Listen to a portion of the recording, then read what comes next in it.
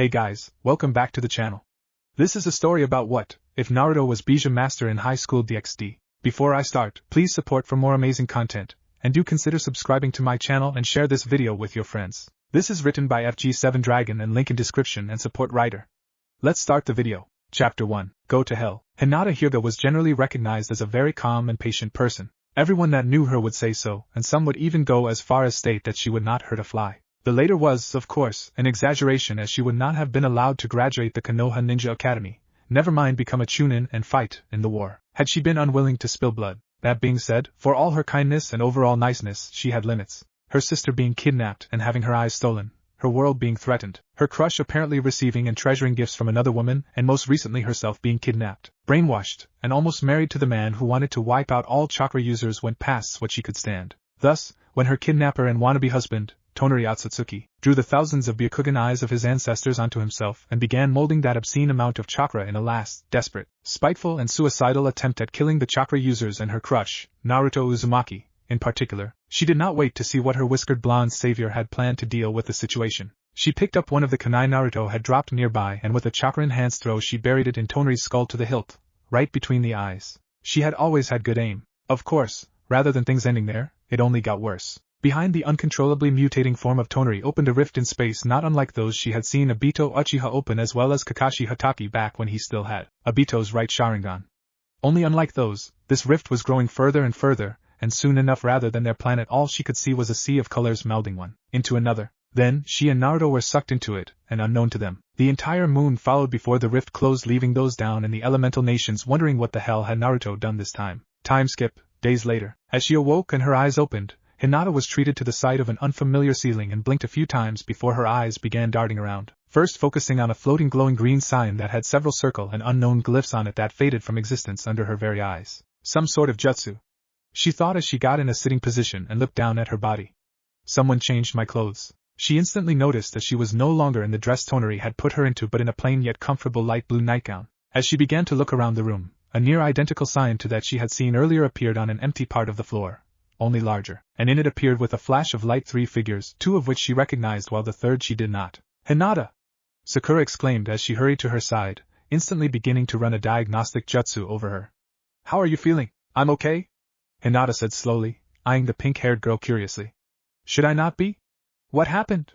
How did we get here and where is here?" "As you were among the first to pass through the portal, you were exposed the longest to the full brunt of the corrosive atmosphere of the dimensional gap. The space Tonari's portal opened to."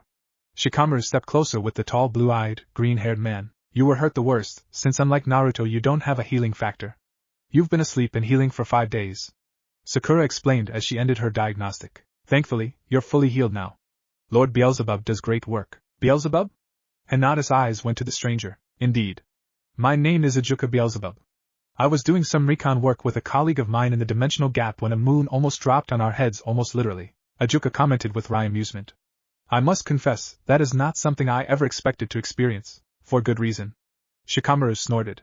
"He is the one that saved us. Without appropriate protection, things dissolved in the dimensional gap. Once he realized what was happening, the QB hurried and took us all inside his chakra cloak, but the damage was done, and our wounds were not healing. Had it not been for Beelzebub-san's and Leviathan-san's arrival, we would have all broken down completely a few minutes later. Our chakra provided a surprising amount of protection given that most humans die instantly, but as things stood, it was only prolonging our deaths." Sakura sighed. "I used an experimental version of my finest creations, the evil pieces, to save your lives once I took you all out of the dimensional gap, but even with the particularly strong regenerative powers I've managed to program in those particular pieces, it took a while for you all to heal." "So everyone is okay? I was the last one to awake?" Hinata inquired. "Not quite," Sakura said sheepishly. "While you took the longest to heal, Naruto still hasn't awoken yet. He's taking longer to turn than you did, probably due to the size of his chakra and the QB. Turn?" Hinata blinked. "The evil pieces don't just heal people. They transform them into devils," Ajuka helpfully explained. "We're in hell," Shikamaru told her bluntly. A blink later, Hinata passed out. As she awoke some time later, it was explained to her that they were in a different world entirely that had several dimensions attached to it, not unlike the ones Kagaya Otsutsuki had created. It was also explained that while not entirely false, Shikamaru's statement was an oversimplification. The underworld was part of hell, the uppermost level in fact, that had been turned livable after Lucifer and a third of heaven's angels fell with him into that level of hell where Satan turned them into devils. The great war between angels, devils and fallen angels was explained to her, as was its ending that left the three biblical factions decimated, with the four Mao dead leading to their descendants attempting to take their place. It was also explained to her about the civil war where the old Mao faction was defeated and the leaders of the rebellion became the new four Mao: Serzex Lucifer formerly Gremory, Ajuka Beelzebub formerly Astaroth, Seraphol Leviathan formerly Citri and Falbium Asmodeus formerly Glaciolabulus. It was then explained to her how the evil pieces and the peerage system worked, and she found it rather similar in some ways to how things worked between the Huga main and branch house, minus the built-in kill and torture switch. Finding out that the man who had saved them was not only one of the leaders of the underworld, but on par with the upper-ranked Bijuu in destructive power unnerved her, but his laid-back attitude put her fears to rest at least for the moment. She had other things to worry about, namely her sister and Naruto. As it turned out, Hanabi had been the least wounded despite missing her eyes at the time and the first to be turned due to her smaller chakra reserves. Oh, her younger sister had at least upper Chunin chakra reserves, but by comparison her reserve was the smallest. The one who awoke next was Sai, who while being a Tokubetsu Jonin had only high Chunin level reserves, followed by Shikamaru with his low Jonin reserves. A couple days after it was Sakura's turn, who despite having the lowest reserves amongst them all also had her Yin seal that held near Kaiga level reserves. With Hinata awaking on the eve of the fifth day, likely due to her now massive chakra reserves thanks to Hamura Otsutsuki's gift that appeared to have persisted beyond the destruction of the Tensigen, only Naruto remained asleep. She visited him every few hours between catching up to the realities of their new life, but there was more to take in than she could imagine, and Kurama, the Kyuubi, spent all his time at Naruto's side in the magically expanded room, unwilling to return to the seal and rejoin the portion of himself he had left there in order to avoid lengthening Naruto's transformation further, as well as a possible death, as they were unsure how the evil pieces affected Bijuu. Apparently, while newly reincarnated devils like herself and the others normally started off as low-class devils under their king who was a high-class devil or above, things were different for the four Mao, in that they were given 2 months to accustom to their new circumstance before being tested in combat, and depending on their performance they received a rank. This deviation to the rules was due to idea that the four Mao would not reincarnate into their peerage just anyone, and it would be shame to waste their potential for months, even years, as was the custom before letting them take the class advancement exam. So, since the four Mao were not just the leaders of the devils but also the strongest amongst them, the power of their servants would be tested, and ranks granted accordingly. At the surface, with the peerage of Serzex Lucifer being what newcomers were tested against, the masses tended to believe that the peerages of all the Mao were overpowered and it was only natural to test them against the strongest. The reality was different. While indeed the peerage of the Lucifer was well-oiled war machine, he was the only one who had built his peerage like that. The peerage of the Asmodeus was composed of capable members of the military specializing in tactics that had sought Falbium's favor and after being recruited had most of his work dumped on their heads while he lazed around. The peerage of the Leviathan was the most diverse in terms of the original species of the members since, as the one in charge of relations with other factions, Seraphol had simply chosen the most influential and more importantly the cutest members of those factions she could find and reincarnate, giving her a wide information network to work with as well as actors for her Magical Girl TV show. Ajuka, however, was perhaps the worst when it came to his peerage. Not that he mistreated them, far from it. No person ever reincarnated by him ever complained of his lot in life. Simply put, Ajuka had realized from the beginning of his work as the head of the Underworld's RD department that devils had surprisingly little imagination when it came to the creation of new things, which was what he specialized in. So, he turned to other species, particularly humans. Many would be surprised to hear how many famous human inventors and innovators had been reincarnated by him, and soon after released from his peerage to simply work for him, rather than serve him. Simply put, Ajuka cheated. Normally, a king had a limit of how many peerage members they could release from their service in the form of a set number of evil pieces they were allowed to replace per century. As the evil pieces could not be removed from the reincarnated devils permanently without killing them for a variable amount of years after reincarnating them, at least usually, as there had been exceptions, this prevented kings from releasing their servants from service and encouraging them to trade instead if they wanted to get rid of a specific servant. This rule was ostensibly put in place due to the price in both time and materials that went into the creating the evil pieces. In reality, the government simply did not want too many reincarnated devils to go around unchecked. Ajuka was not bound by that rule. Being the creator of the evil pieces, he could make his own replacement pieces and had done so time and time again. True, the vast majority of those had been pawns with the occasional bishop thrown in, so nobody raised a stink about it, but the fact remained that few remained in his peerage beyond their combat assessment. In his case, the assessment almost always took place privately as there was no point to show off pawns that would likely not rank beyond middle class if that high and would be released soon after. This time, it was not the case. His new servants were not merely brilliant men and women, sometimes even previously unaware of the supernatural world, whom he wanted purely in order to have some intelligent company. Not that they were stupid, no, even without knowing the details of their backgrounds he could tell just from their expressions, speech patterns and eyes that they were all high up in their fields, the pineapple-haired Shikamaru in particular seriously setting off his "this guy is a genius" alarms. But beyond what he usually looked for in the people he reincarnated, These shinobi were powerful and more importantly completely and utterly new. Their energy, their craft, their way of life, it was all new and from what he had witnessed so far entirely worth exploring. Not that he had seen much, mind you.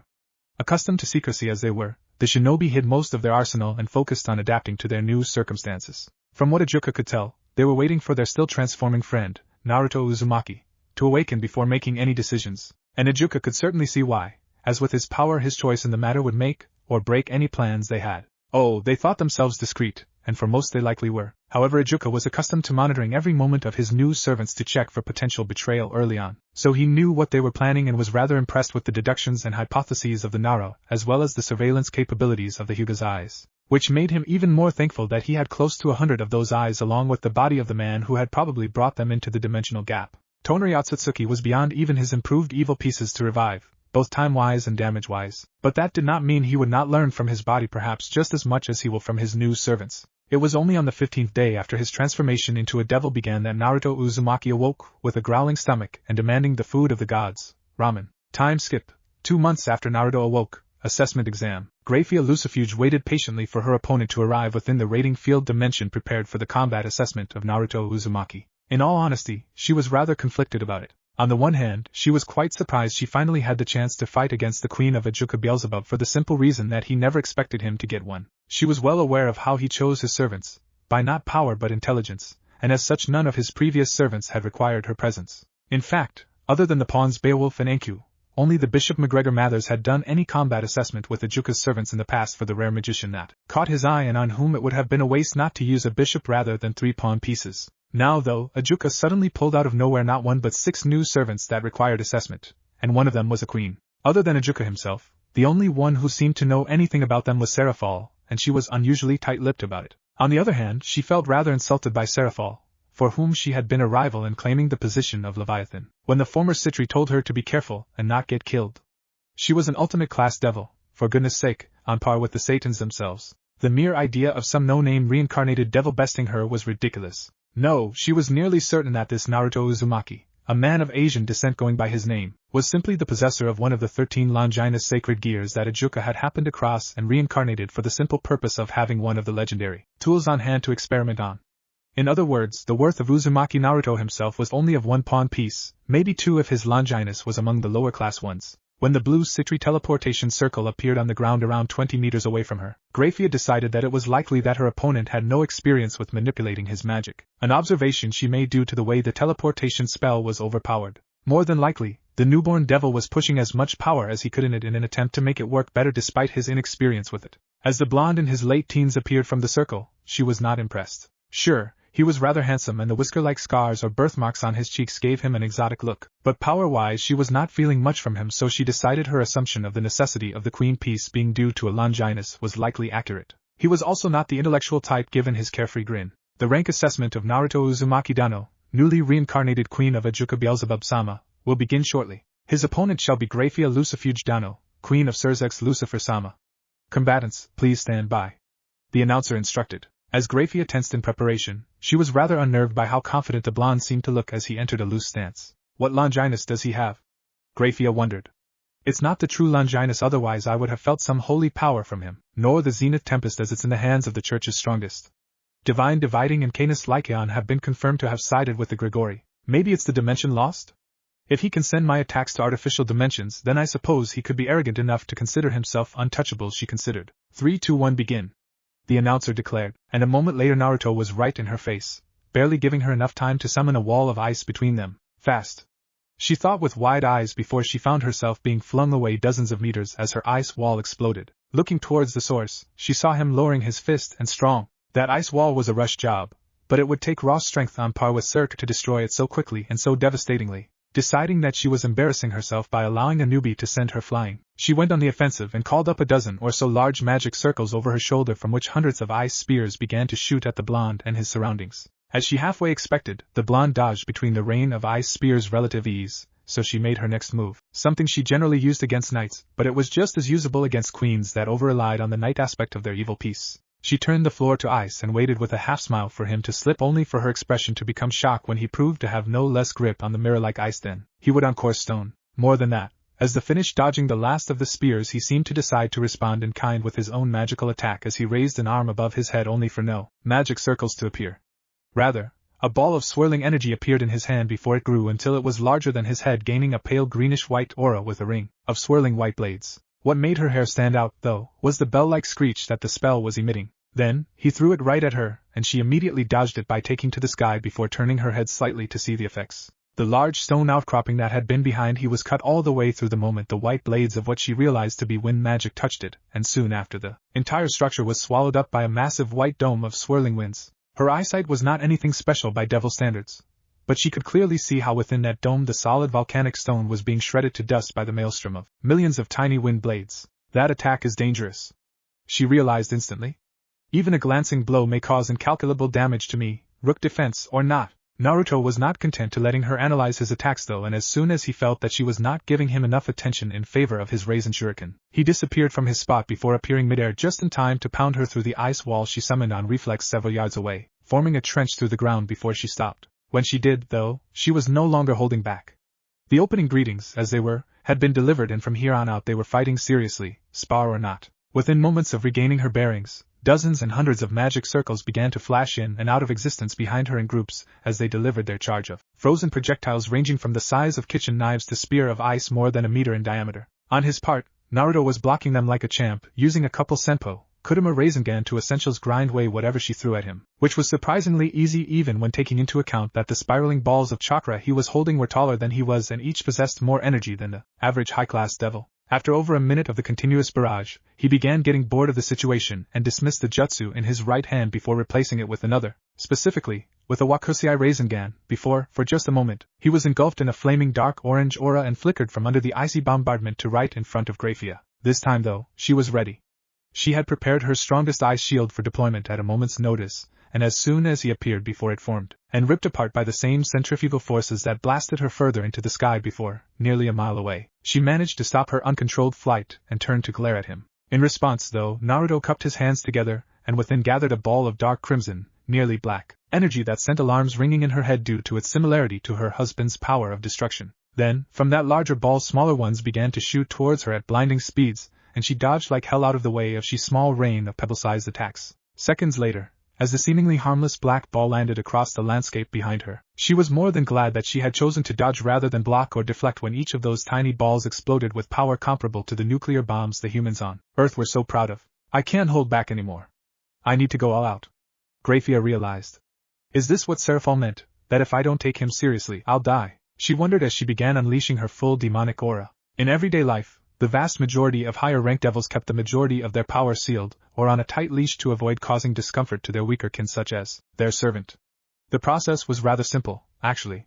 The power of a devil, angel and fallen angel was identified by the number of wings they had, such as seraphs having 5 pairs and archangels having 6 pairs. In the case of devils, low-class devils had between 1 and 2 pairs, middle-class devils had between 2 and 3 pairs, high-class devils had between 3 and 4 pairs, and ultimate-class devils had between 4 and 5 pairs.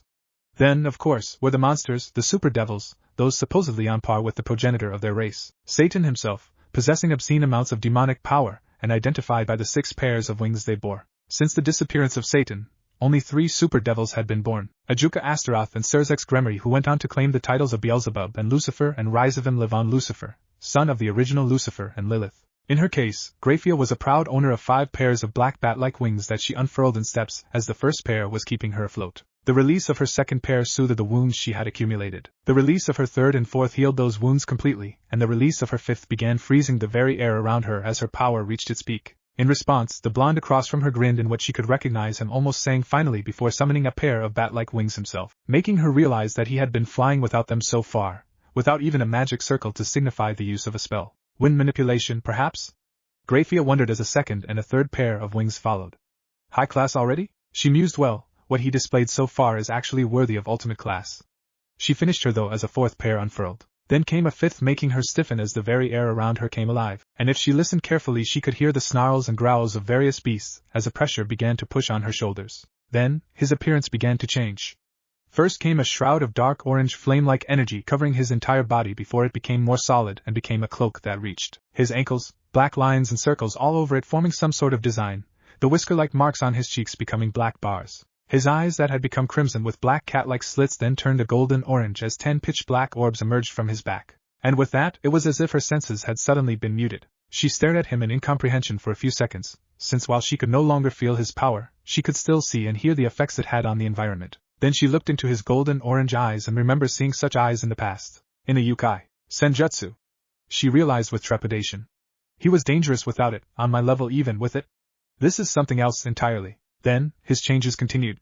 First was the darkening of his energy cloak to a dark reed, near black, just like the bombs he had shot at her earlier, turning him from a source of illumination to a spot that devoured light. Then, the shape began to change, with horns emerging from his forehead, then tails emerging from his lower back one at a time, apparently made of the same dark red, near black, energy. And with every tail that appeared the pressure on shoulders that made it harder and harder to breathe increased exponentially, the emergence of the fifth tail causing her to pass out and be automatically teleported away. As such, she did not witness the emergence of the ninth tail and the sixth pair of devil wings that came with it, nor that of the 10th tail that turned his entire body and shrouded into the same black substance as the 10 black balls behind him. She did not witness the cataclysm that followed. Observation room. Watching as Naruto depowered from his strongest form, the four-mouthed Ajuka's other 5 new servants, they were quiet. I've spoken with Naruto, and he agreed to keep his status as a super devil secret for the time being.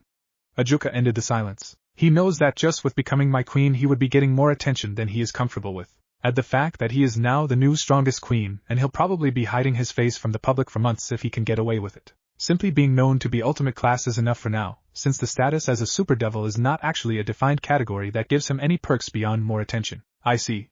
Surzex must, inwardly thankful his wife had just passed out from the pressure of the blonde's aura before he had to use some of the immense power to do actual damage to her. I suppose we'll be keeping that knowledge between those of us in this room? Indeed. I will cut the recording when Graphia passed out and Naruto was declared the winner. We can give that to the masses to satisfy their curiosity. Ajuka agreed. No need for them to know that my new queen can turn all of the underworld to rubble if it struck his fancy. He smirked. Should we expect similar performances from you 5? Falbium glanced at the shinobi. Sorry, but I've only met 4 other people in our world holding anything close to that kind of power. Sakura shook her head with more than a little relief. Obito and Madara are dead, Kagaya is sealed and Sasuke is still in the elemental nations. Ah, that's good. One super devil to hide from the other factions will be troublesome enough. Surzex sighed. Not that we're not happy to have him, mind you, but we're trying to build bridges with heaven and the Grigori, and suddenly pulling someone like Naruto out of nowhere will cause a lot of noise. Give it a year or 2 for people to get used to him existing and being powerful, and he can claim his increase of power was gradual, even encouraging others to train harder. Seraphol scoffed. Well, if that's decided, we have 5 other assessments to make. Ajuka nodded towards the 5 shinobi. By comparison, the following fights were rather lackluster. Sure, Shikamaru put up a good fight against McGregor Mathers considering the older man had required the use of 2 bishop's pieces to reincarnate. What with sinking and traveling between shadows like Naruto had taught him, a trick the blonde had picked up from the toads, and Sakura had ignored the flames emanating Surtur's body and punching him through a mountain. Repeatedly. Not even Hinata and Tsuji Okita's display of sublime skill and blinking speed matched up, never mind Sai's and Hanabi's fights against Enku and Beowulf respectively, with the shinobi ending their fights by paralyzing their targets either through seals or numbing their bodies through strikes at their pressure points. All in all, the verdict of the day was as followed. Naruto Uzumaki, reincarnated with a mutated queen, super devil in the guise of an ultimate class devil. Shikamaru Nara, reincarnated with bishop, high class devil. Sakura Haruno, reincarnated with a mutated rook, high class devil bordering on ultimate class. Hinata Hyuga, reincarnated with 1 regular knight piece and 1 mutated knight, high-class devil bordering on ultimate class. Sai, reincarnated with 3 pawns, middle-class devil. Hanabi Hyuga, reincarnated with 2 pawns, middle-class devil. Chapter 2, Hell, Sweet Home. Naruto was in a pretty damn good mood. Why wouldn't he? He had just beaten one of the strongest people in the underworld without actually seriously harming them, which would have put him on the top of the shit list of the strongest devil in the underworld, and had gotten promoted to near the top of the food chain, which came with not just a fancy title of being ultimate class, which was, admittedly, pretty badass on its own, but also with a very large plot of land. It was nowhere near as big as any of the lands of the remaining pillars of the underworld, true, but with him being the queen of Amao it was just over twice as large as any ultimate class devil that did not come from a noble family, and those usually received a section of their family's land to control directly rather than neutral, previously in used land like he did. On the plus side, he could build anything he wanted there without worries of messing up something already established. On the other hand, until he created some industry to produce something, he was not earning any money from that land. Not that the blonde Uzumaki had money issues at the moment.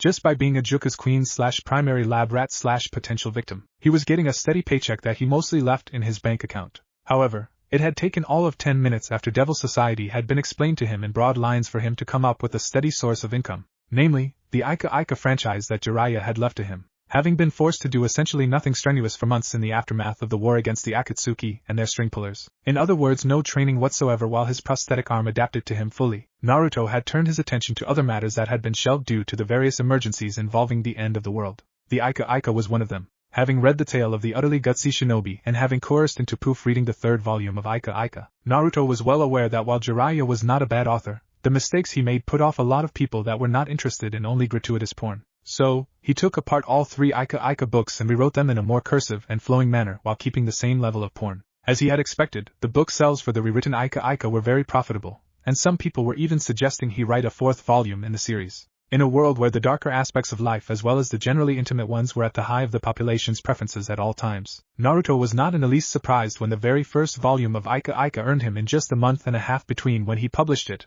and his assessment a small fortune that would let him live comfortable for a year or two.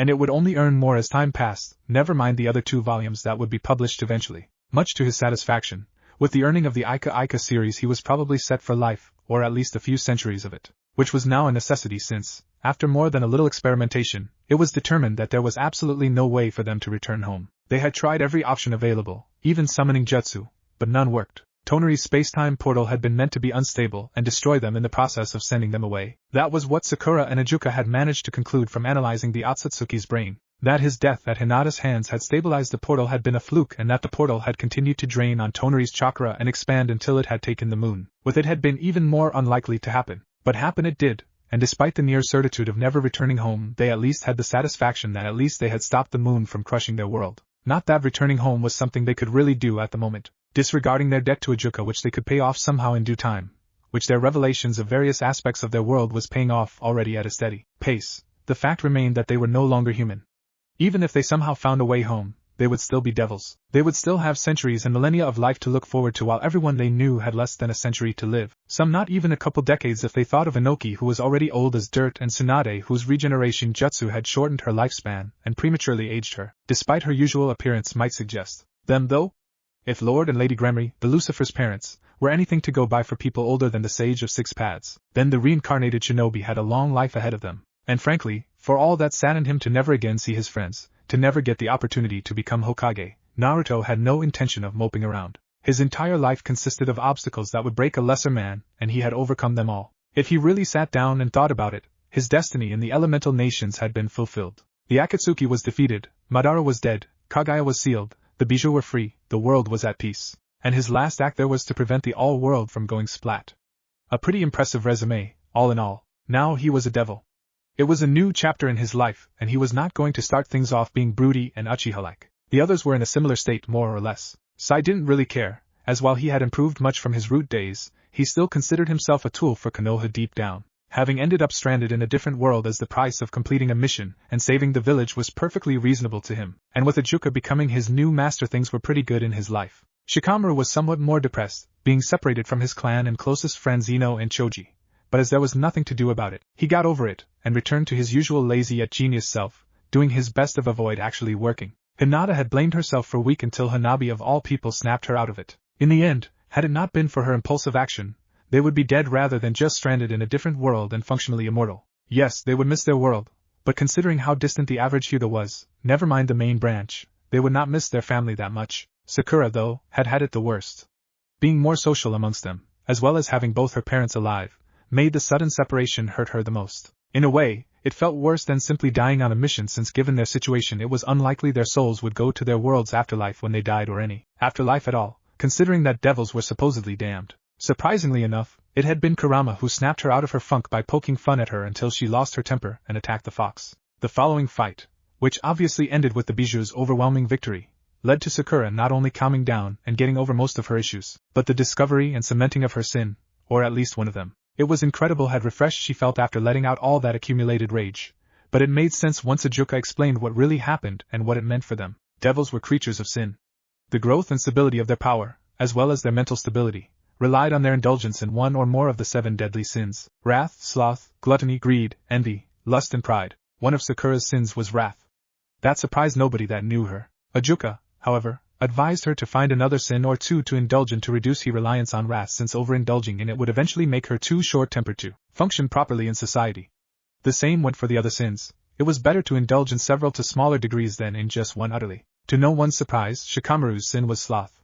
However, both to keep himself more balanced, and as a memento of his Akimichi best friend, he chose gluttony as his secondary sin. For the Hyuga-raised Hanabi, pride came as easy as breathing, and she chose to temper it with some sloth and envy. In Naruto and Hinata's case, Kurama took matters in his own hands, which meant Naruto and Hinata woke up locked in the same room naked as the day they were born, which gave them an incentive to not only clear whatever misunderstandings had plagued and troubled them during their last mission, but also cement their primary sin as lust, and their probably secondary as greed, given that they did not leave that room for a while even after they discovered they could. Now though, they had adapted to the basics of devil life in the underworld, and with their assessment over, 4 of them would be receiving their own sets of evil pieces so they could form their own peerages. There were several ways that this event normally occurred. In the case of noble families, which had high levels of demonic power due to their genetics, the children commonly received their evil pieces at age 10, which was the average age when pure-blooded devils from noble families reached a level of demonic power that classified them as high class, thus enabling them to use the evil pieces without issue. Depending on the family, they could either receive a set of evil pieces and bind to them on their own in privacy, or, if the family possessed demonic power that held special properties, a juka regulated the way they channeled their power into the evil pieces in order to potentially confer higher affinities for the eventual receivers of those evil pieces to the magics of those specific families. For regular pure-blooded devils that simply managed to advance in rank to high class despite being born amongst the lower ranks, a juka simply provided them with their sets once they were awarded high class and left them to bind the pieces to them and themselves to the system by connecting with the king. Peace Monument in Lilith, their capital. For reincarnated devils though, things were often more complicated, which in a juka's view made them more interesting. For one thing, unlike with pure-blooded devils who were awarded high-class status once they had accumulated the standard amount of demonic power to maintain the evil pieces, reincarnated devils needed to spend a period of time proving themselves, both in their worth and their loyalty to their master and government, before they would be awarded high-class status in addition to having the standard amount of demonic power for high-class devils. As such, more often than not, by the time the usually pro-pure-blood government deemed them worthy enough, the reincarnated high-class devils had too much power for a standard binding to evil pieces to work. Also, given the trend of reincarnating not only regular humans but sacred gear users and other races like Ikai that carried specific abilities in their genes, it required the assistance of a juka to bind the evil pieces to them, much to his satisfactions due to the various interesting results he at times got. In the case of the shinobi, it was a given that they would require assistance in binding a set of evil pieces to themselves, not only due to their individual abilities such as Shikamaru's shadow manipulation and the Hyuga's Byakugan, but their chakra circulatory systems themselves set them apart from all other devils, reincarnated or not. No race in this world possessed a chakra circulatory system. The source of magic and supernatural power in general in this world was the soul itself. While ordinary, powerless humans simply had ordinary souls, those with power, human or otherwise, had variations of a secondary circulatory system growing from their soul and bridging the gap to their bodies. Unlike the chakra circulatory system, the magic circuits, as they were called, were more expansive, similar to a person's nervous system, and carried only mana. The source of magic, in the case of humans, with devils having a darker variation called demonic power and angels fallen or not having angelic power, and so on. What the evil pieces did, in addition to biologically giving a person devil traits, was to convert the reincarnated person's soul to that of a devil as well as their energy. More so, the reincarnation process triggered not only the activation of all dormant magic circuits, but also the artificial creation of more depending on what evil piece was used on them, with the circuits holding various properties, some being of height quality and quantity to give bishops more mana to work with, some allowing the enhancing of speed to give knights increased agility, some allowing the enhancing of endurance and strength to give rooks more resilience and power, and some allowing all three for queens, while pawns had a more variable system that had limits on how long one ability could be sustained.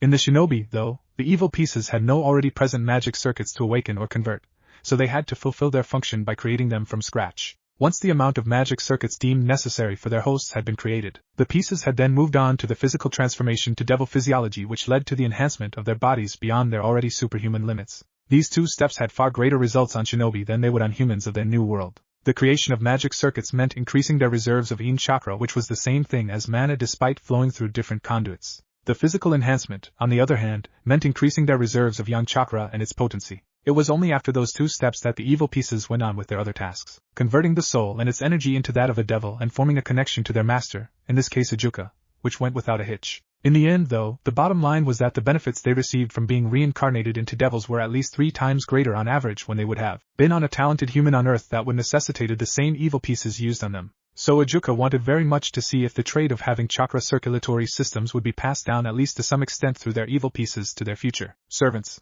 The device that facilitated a more complete binding of the evil pieces to their master was rather large but structurally rather simple. It was basically a crystal sphere around 30 meters in diameter. It had used to be much smaller, but with dragons and other large creatures becoming devils and reaching high class, a larger one had become necessary, which was connected to a smaller one in which the blank evil pieces were placed and a computer monitoring and regulating the energy flow between the two. The process was rather simple, really, hence why outside special circumstance high-class devils could do the binding on their own. They poured some of their fresh blood over the blank pieces and then entered the larger crystal sphere where they would unleash their strongest form and flare their power until they were nearly exhausted. The released power would flow to the sphere holding the pieces and into them, absorbing the blood as a conduit, and once the flow of power stopped become attuned to the devil. The purpose of the computer was to ensure the process went on smoothly and that the pieces had been bound fully to their masters. Shikamaru had gone first, and as a result of him putting nearly all his demonic power and chakra into them, his evil pieces were a pitch black that absorbed light, one of his pawns even being a mutated piece. While statistically mutated pieces appeared in 1 out of 10 devils when they bound their set to them, there were ways to predict their appearance. For one thing, it was a near certain thing that when the king had reserves of demonic power far above average high-class devils, one of their evil pieces would be a mutated piece. Another factor was the properties of the devil's demonic power, such as potency. Generally, the system distributed the power equally between the pieces during the binding process, so even if someone like a super devil was the one doing it, not all his pieces were mutated despite their worth being far greater than those of other devils. It was peculiarities like special properties of the demonic powers or even personality quirks of the devil that caused the mutation. In the end, what made mutated pieces special was that they were worth more than the average piece of the same type in the same set. After all, it was ridiculous to compare the worth of the mutated pawn piece of an average high-class devil with a regular pawn piece of a super devil, or even just an ultimate class devil. Sakura's turn led to the creating of a set of green evil pieces, the exhaustion of all the chakra she had accumulated in her yin seal leading to not one but 2 of her pieces being mutated, a bishop and a rook. Hinata's results were even more spectacular, as with her unleashing Hamura's chakra in addition to her own, her evil pieces ended up a melding of cyan and purple. The number of mutated evil pieces also drew the eye. Both bishops and 3 pawns were mutated.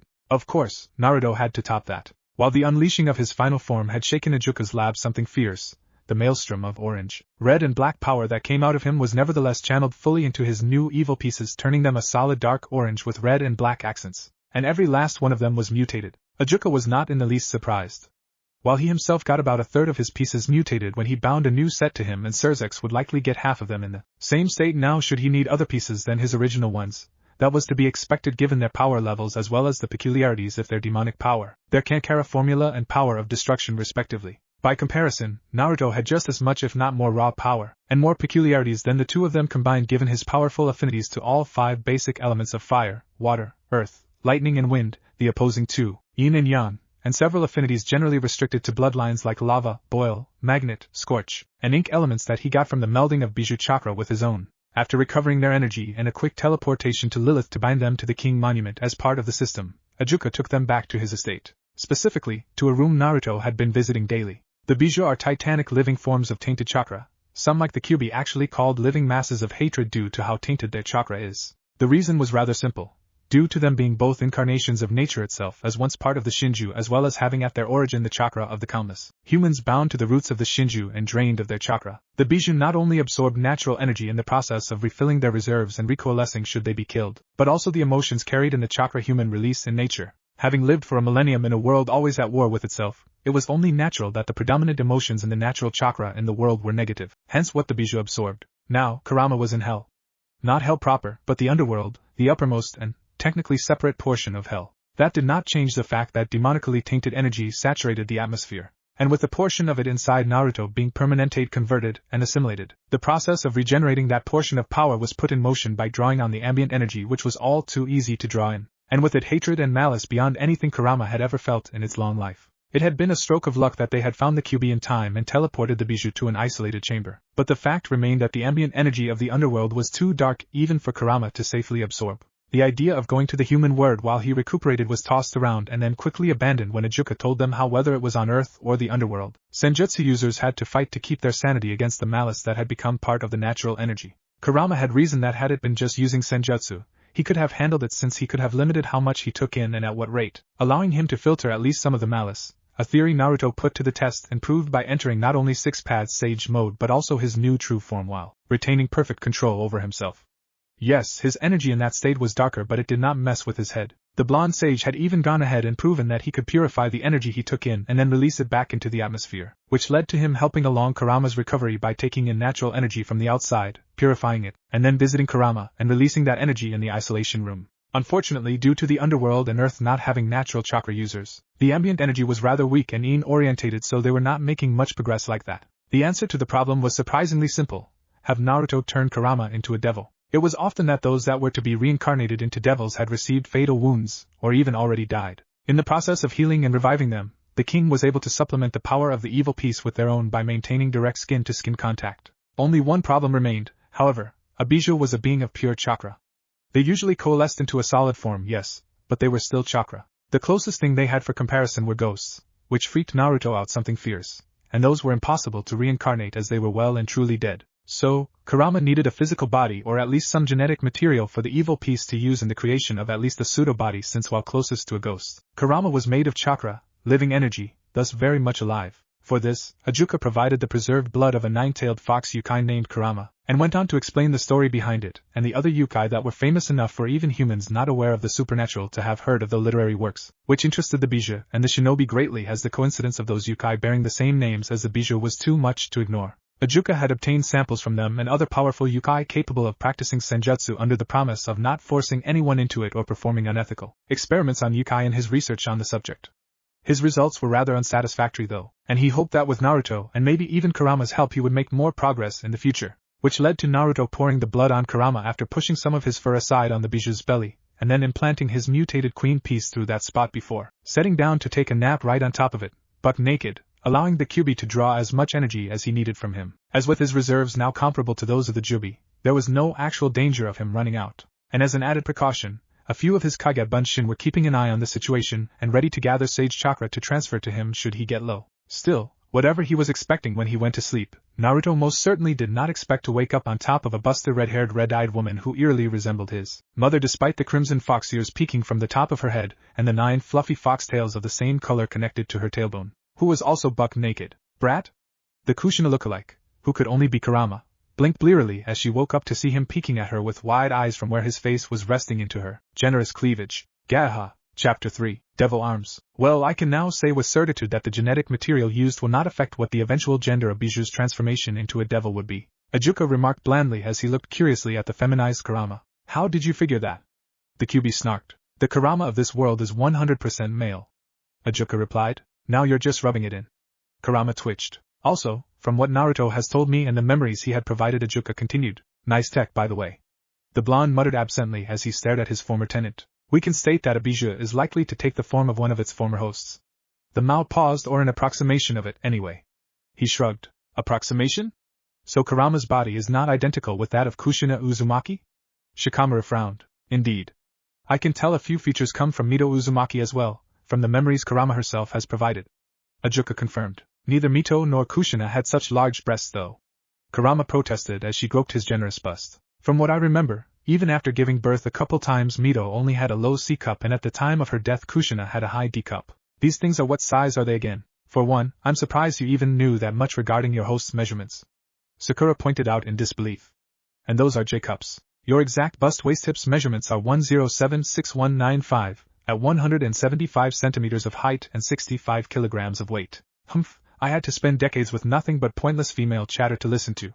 Kurama scoffed. Well, pointless or not, your breasts are actually bigger than Lady Tsunade's. Sakura grumbled with unconcealed jealousy. Personally, Hanabi spoke up. I'm more curious why Ajuka-sama keeps referring to the Bijuu in general rather than Kurama-san in particular. It's not like more of the Bijuu came with us. There was a pause as everyone turned to look at the green-haired Mao. Right. Hanabi insisted. Ahem, funny that you mentioned that. Ajuka chuckled rather sheepishly. What did you do? Kurama demanded. Well, remember when you told me that your chakra inside Naruto was being converted into his own, hence why you chose to not return into the seal. Ajuka began, earning a nod from the redhead. Well, I then thought that I should keep an eye on that, so I set some devices to monitor the conversion, and discovered 8 other presences other than your own inside Naruto that were in danger of disappearing if left alone. You extracted the chakra of the other Bijuu inside me? Naruto frowned in confusion.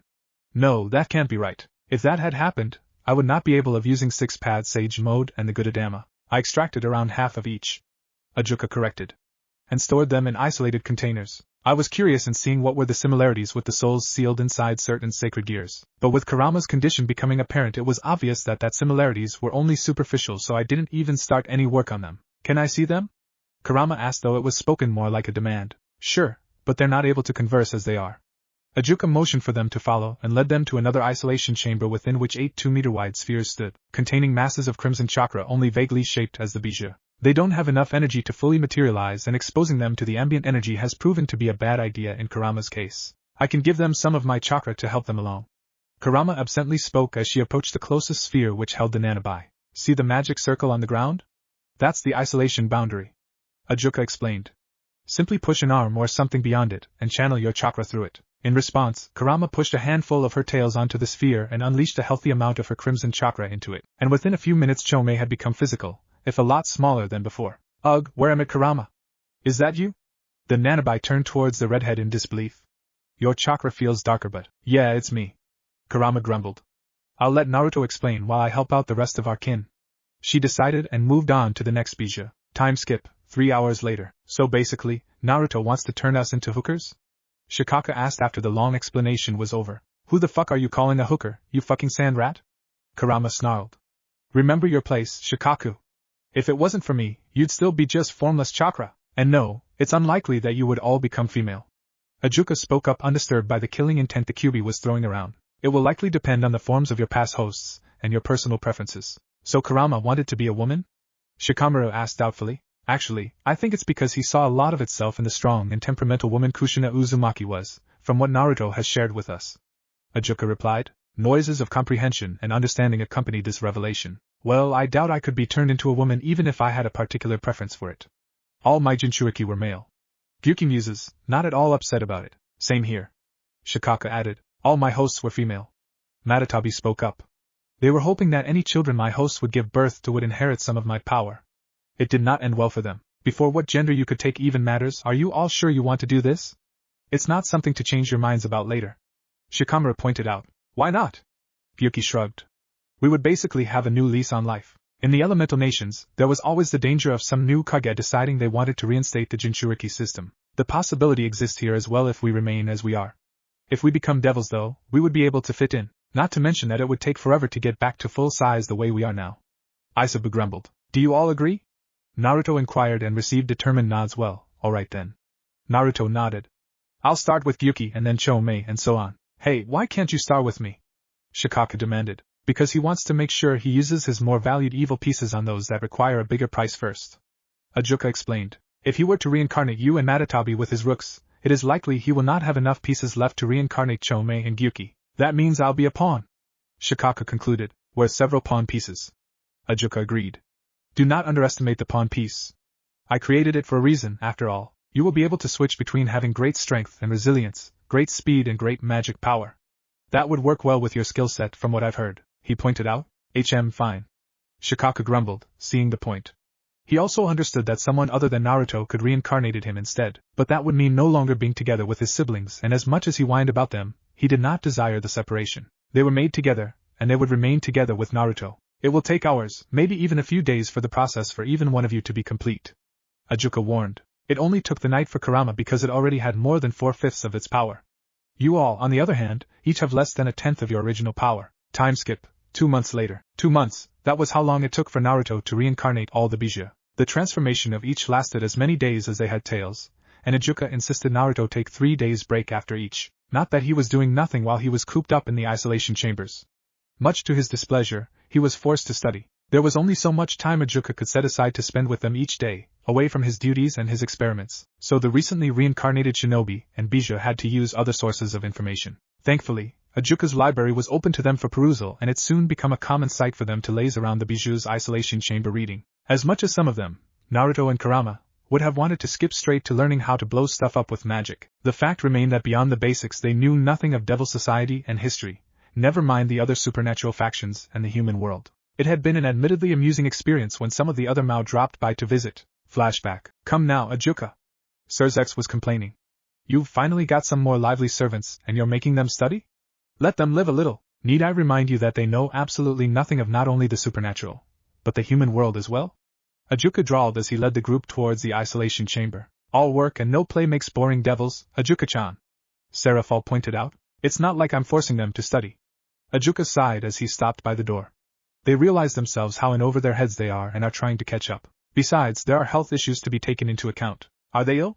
Surzex frowned. No, but the peerage members Naruto has chosen to reincarnate have seen better days, and it will take a while longer before they are all back to 100%. Ajuka shrugged. Given that this is an isolation chamber, should we assume whatever they have is contagious? Graphia asked warily. No, it's the other way around.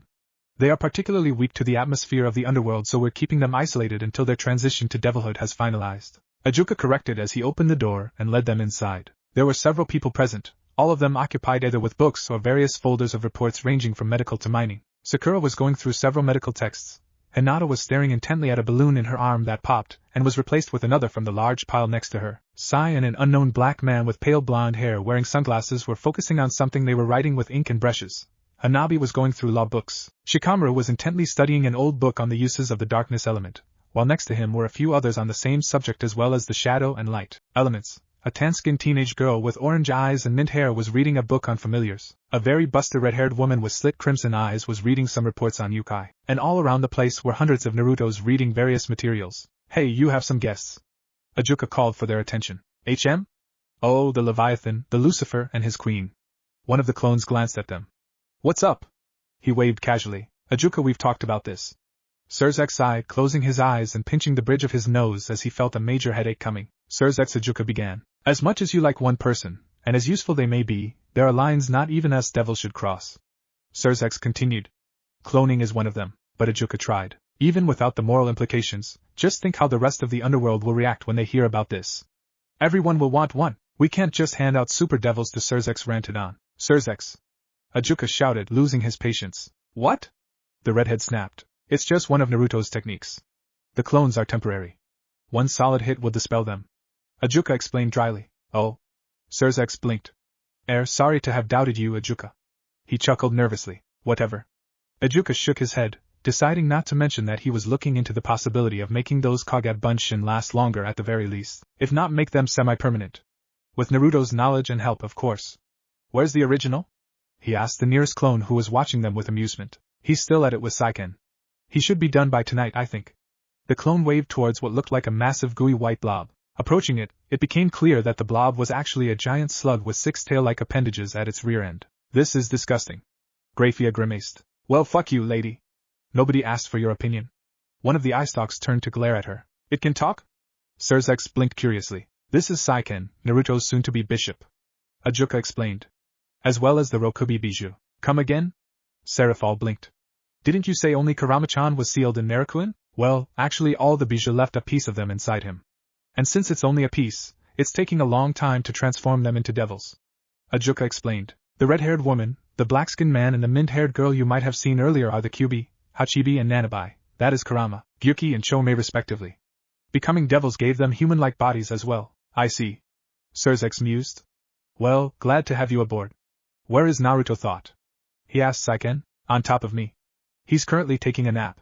Want to leave a message? Saiken replied. No, that won't be necessary. Surzex is just bored and wants to do something entertaining with Naruto. Ajuka scoffed. Try being sealed for decades in someone's gut. Then you'll know real boredom. Saiken scoffed. If you need Naruto for something outside combat, one of his clones should be enough. I'll keep that in mind. Surzex chuckled sheepishly and led the others away. Any other surprise you want to spring on us, Ajuka? He asked dryly. Kurama is also a super devil. Ajuka took pleasure at the look on Surzex's face. It appears that the 9th tail is equivalent with the power of a super devil, hence why with the release of his 9th tail Naruto's 6th pair of wings emerged. What about the others? The Hachibi, Gyuki, is the next one in terms of power, right? Graphia spoke up. No, Gyuki has roughly half of Kurama's power, though from there on the power difference between the Bijuu begins to shrink. Ajuka mused. From what I understand, this sage of 6 paths that created the 9 Bijuu first split the chakra of the Jubi in 2, using half to create Kurama. Then he split in 2 once more, using half of that to create Gyuki. From there on he used a different method, so while having a tail more than the next signifies a Bijuu as the stronger one, it's no longer a sign of being twice as strong as the top tier Bijuu. He explained. Does that mean that since Narukuin has 10 tails in his true form, he's twice as strong as Kurama-chan? Seraphol inquired. Most likely. Ajuka nodded slowly. That would mean that combined, Naruto Uzumaki's peerage will have the power equivalent of 4 super devils. Grafia pointed out with trepidation, likely more since he will still have a few pawns left over after reincarnating the Bijuu.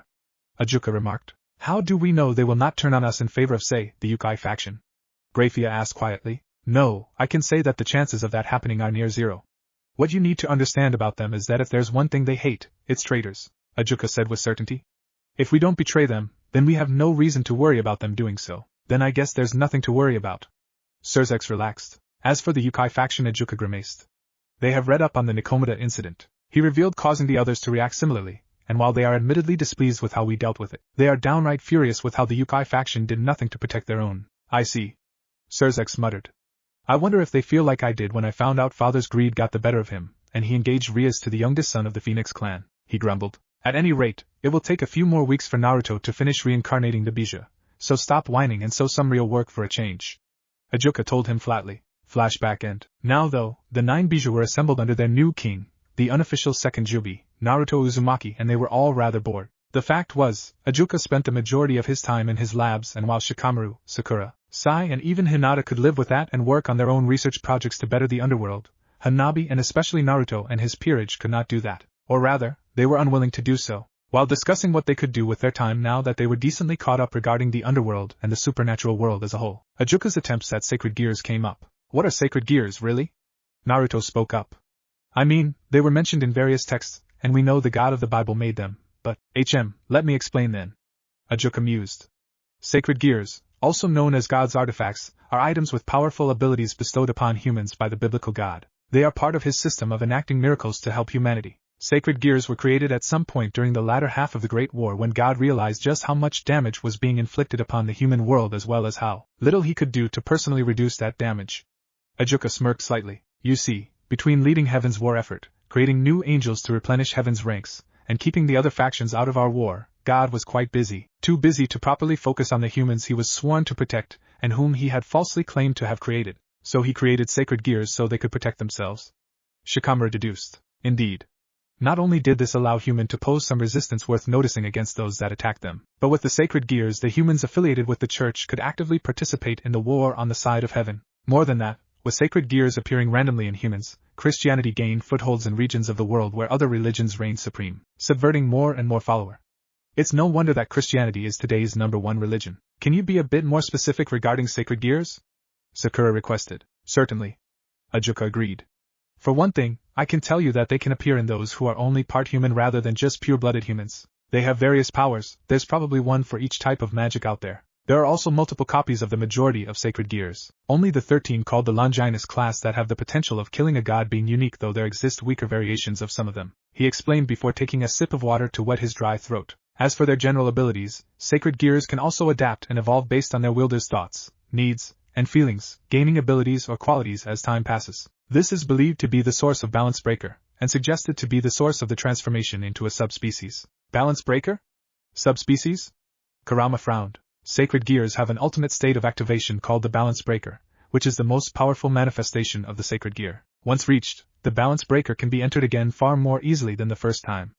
Ajuka explained. Reaching the Balance Breaker can be triggered by the feelings of its possessor. Balance Breaker is said to have been never intended, and that it was a flaw in the system created by God.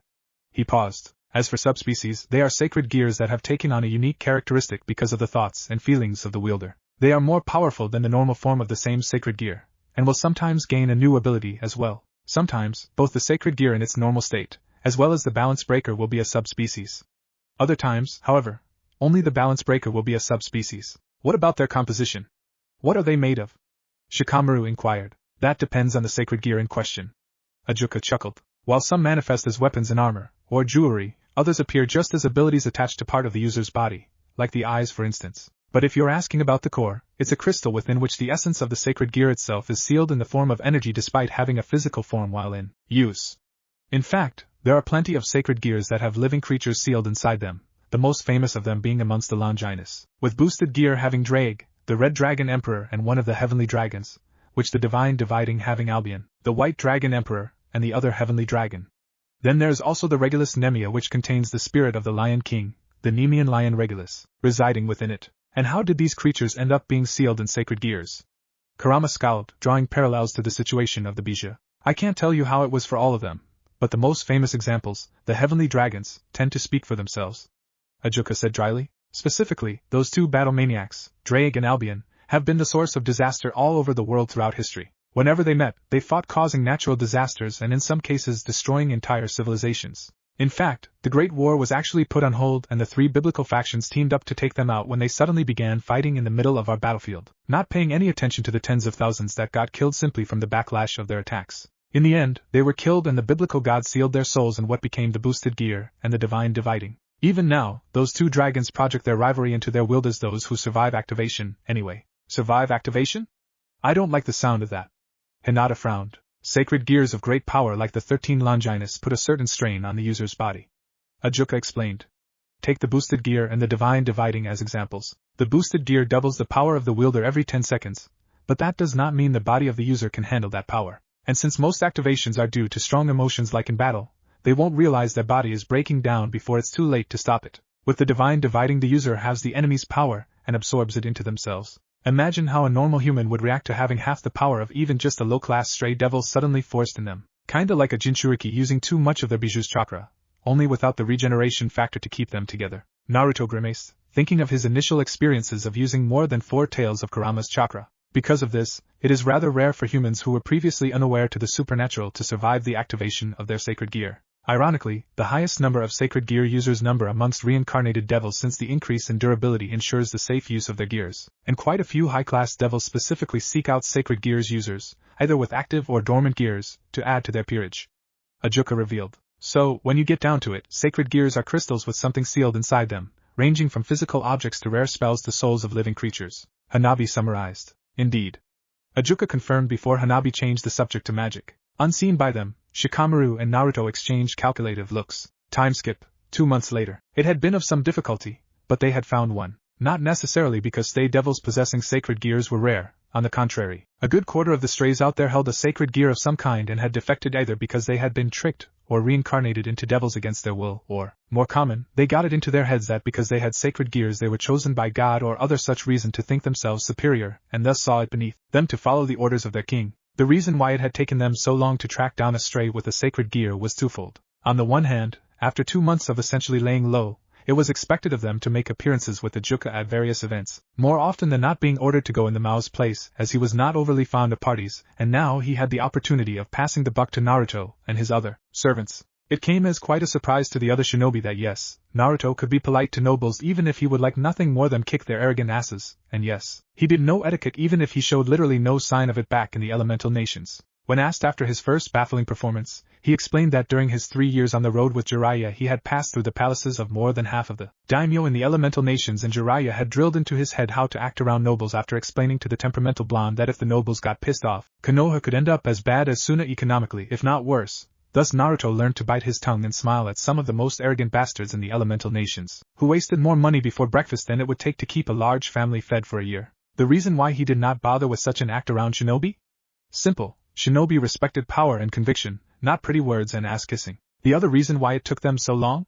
They wanted a sacred gear that would fit the fighting style of one of the shinobi. Specifically, the sacred gear Night Reflection had shadow manipulation abilities and would work perfectly for Shikamaru if they managed to obtain it and implant it into the Nara. They tracked down one Arzalag Marquios in Panama, and after a short battle involving Shikamaru binding it with his shadows and Naruto overpowering the newly learned basic Thunderbolt spell into frying and temporarily paralyzing Arzalag, rendering him unconscious. Okay, let's see if this works.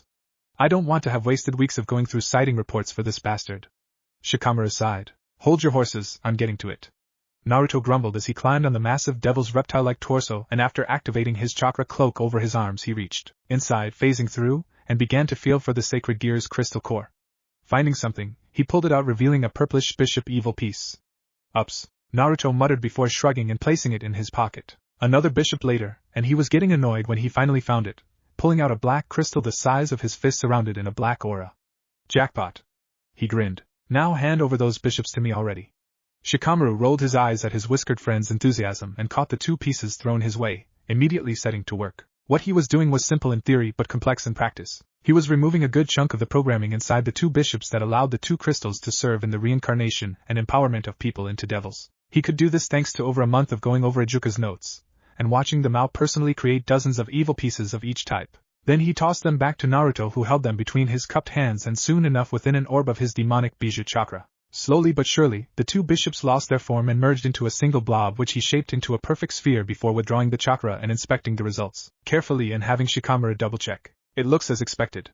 Go for the next step, the Nara advised. Nodding in agreement, Naruto once again surrounded the purplish sphere in his Bijuu chakra, but this time it was held in just one hand. The other held the core of the sacred gear Night Reflect in the same manner. Over the course of the next 10 minutes, the purplish orb darkened and began radiating a dark aura similarly to the sacred gear, at which point Naruto stopped. The change was temporary, though, and without something to maintain it, it would fade within the hour, which was why Shikamaru was unfurling a large scroll with a complex sealing array on it. Naruto casually used his monstrous strength to push the still unconscious stray devil onto a portion of the scroll while he placed the transformed crystal sphere on a specific spot before activating the array. As they had expected, the devil woke up but did not have time for more than a single scream of agony before the entirety of his life force and soul were consumed and sealed permanently into the now pitch-black sphere, giving off a dark demonic aura that yet lacked actual malice, leaving behind a husk that shattered into dust on its own. Well, what do you think? Shikamaru inquired. I think we can call it a success. Naruto mused as he picked up crystal sphere and formed a connection with it using his chakra. Throw a kunai at me, he asked. In seconds later a black shield erupted from the sphere, absorbed the kunai, and shot it back towards the side. Yep, it works as expected. Shikamaru smiled as he pulled out a containment scroll and sealed away both crystal spheres before activating the teleportation spell and taking them home, where an annoyed Ijuka was waiting for them. Exactly what were you two doing messing with two bishop evil pieces? The Mao demanded angrily. We made a hell gear. Naruto quickly replied. What? Ijuka blinked. I thought we were going to call it a demonic armament. Shikamaru frowned. Too long and not catchy enough. The blonde rebuffed. True, how about a compromise? Shikamaru offered. A devil arm. Oh, I like the sound of that. Naruto agreed. Wait, back up here. Ijuka exclaimed. We made a demonic equivalent of a sacred gear. Shikamaru explained as he unsealed both crystal spheres and handing them over to his boss. The one in your right is the sacred gear while the one in your left is the devil arm. Feel free to analyze them as much as you want. Just make sure to have someone seal the sacred gear in a scroll to make sure heaven doesn't recycle it into another user. Now, if you excuse us, we've been out hunting that bastard for more than 2 days straight. We need to get some sleep. Naruto yawned as he and Shikamaru headed to their respective bedrooms, leaving behind the Beelzebub, who had already begun analyzing both the sacred gear and the newly named devil arm. Chapter 4. Hunting Strays. The creation of the first devil arm had far-reaching consequences on the policies of the underworld. The very next day, the four Mao convened with the shinobi and the Bijuu, where Shikamaru and Naruto explained what they did and how. To say that the rest were surprised that the two had essentially recycled the evil pieces inside the stray devil was an understatement. All the Mao, even Ijuka, had long since given up on recovering any of the high-quality crystals used in the creation of evil pieces. Not because there were no others who could subdue and extract the evil pieces. There were plenty of strays who had a priority capture order on them instead of elimination for various reasons, more often than because they held valuable information, but because even after being extracted and deprogrammed, the vast majority of the crystals were still tightly connected to the stray and held their essence even after death, preventing the use on others. But here Naruto could not only purge the connection to the strays, but also had a method of using the strays themselves as a power source to finalize the transition from evil piece into devil arm. And after a brief explanation of what he had done, the Bijuu and Hinata declared that they were near certain they could replicate the process themselves. A few of the shinobi, namely Sakura and Hinata, were somewhat aghast at the idea of sacrificing the souls of the strays like that, but Ijuka was quick to explain to them that the result of a normal death would be much the same. The secret of reincarnating people into devils was that by human standards, devils did not classify fully as living beings, the same rule applying for angels and fallen angels. With angels having been created by God to live in heaven, they and those that fell or evolved from them were primarily spiritual beings. The truth behind the long, near immortal lives of devils, angels and fallen angels was that what they were living was actually a mix of their lives and afterlives, hence why with their deaths they did not go to the afterlife but simply disappeared. Natural reincarnation was limited to very few, only a few cases being acknowledged as real, with the people reincarnated having left a mark on the world great enough that whatever higher power in charge of the cycle of death and life deemed them worth another chance. This significantly mollified the two girls, though neither was too thrilled by this piece of information, which explained a lot about the rather low fertility of the angels, fallen angels and devils. The end result of their meeting, however, was thus. The shinobi and their peerages were from that moment assigned primarily with hunting stray devils of more significant power, and turning them into sacred gears. Knowledge of this, however, was to be kept from the general public, since some may consider the idea of turning their peerage members into strays just so they could get a devil arm out of them somehow. In fact, until they had a decently large amount of them, and had decided on a way to distribute them, the devil arms would not be used by anyone outside the shinobi and their peerages, also giving them the time to test them out for potential bugs. For the first few months, Their schedule consisted mostly of going through reports on the sightings and assessments of various stray devils of above average power, and then going to take them down. There had a few slip-ups at the beginning, mainly in the form of some of the Bijuu being overenthusiastic in taking down some strays, which led to said strays being wounded to the point of dying before they could be used to empower the devil arm core made from their evil pieces, if they were not outright vaporized from the get-go, like when Son Goku got pissed off at a spider-like stray and encased the thing in molten lava. Thankfully, they only lost a couple sacred gears that way, as even when the strays did not survive long enough to be used in making the devil arms, the Bijuu, Naruto and Hinata were perceptive and fast enough to extract the god-given tools from the dying strays. Of course, not all the stray devils they targeted were sacred gear users, for which in turn they created devil arm variants of. Quite a few of them were lacking such artifacts, allowing them to either use their evil pieces to create devil arm variants of the sacred gears they removed from strays that had died too quickly or those deemed more useful. Or, of course, they could improvise and create the devil arms of their own design. Kurama had started the trend by creating Primal Instinct, a devil arm that allowed the user to sense the negative emotions within 100 feet radius, which mimicked her own ability. Not wanting to be left behind, Shikaku went and made two. The first one, Desert's Embrace, allowed the user to capture enemies in cocoons of hardened sand, created from the ground around them, and then crush them by making the cocoons implode. The second one, Curse Seal, allowed the user to apply cursed seals on their targets through direct contact, with the seals having the power to expand over the victim's body on command to freeze up their movements. Matatabi messed up somehow in her attempt of creating as devil arm capable of granting the user the scorch release she tended to bestow upon her Jinchuriki. Instead, she somehow created a devil arm that allowed the wielder to conjure large amount of blue flames that, while similar in appearance to the ones she herself used, were actually different and held potent purifying powers, not actually holy but similar enough. She named it Blue Penance. Gyuki was not too enthusiastic about the idea of joining in, but went ahead and created a devil arm in the form of a brush that needed no ink, as it held an amount of his highly potent ink limited only by how much energy the user was willing to invest in it. He then simply named it Writer's Brush, and by the time he had finished explaining what it did, Sai had already snatched it up and Naruto was begging the Hachibi to make him one as well. Deciding to give it a try as well, Chome created a devil arm that allowed the user to create and manipulate a material similar to spider silk, allowing the creation of webs and cocoons to trap the opponent. She named it Silken Bindings. Son Goku decided to make an offensive devil arm, considering so many of his kin had made either binding or auxiliary ones. He created Magma's Embrace, which not only allowed the user to conjure large globs of lava but also coat their entire body with a layer of the superheated substance that, while harmless to the wielder, could incinerate others on contact. Coco went ahead and used an S-class stray devil possessing not one but two rook pieces, which had been used on him in the hopes of forcing him to grow to that level over time, in the creation of Steaming Might, which allowed the user to double his strength every 10 seconds without any limit beyond what the user's body could handle. Isabu, at Shikaku's pestering, decided to make one as well, if only to get the humanized Tanuki to leave her alone. Thus, she created Coral Birth that allowed the user to create corals anywhere within their line of sight. Saiken decided she was going to make offensive devil arm like Son Goku had, and went ahead to create Acid Burst, which allowed the user to conjure up what appeared to be soap bubbles that were actually made of acid and were highly explosive. Deciding that her primal instinct was too tame, and that there was no way she was going Shikaku be the only one to make two devil arms, Kurama did some thinking and calculations and ended up creating Demon's Power, which doubled the user's energy every 10 seconds with no limit, essentially ensuring they would be unlikely to run out during battle.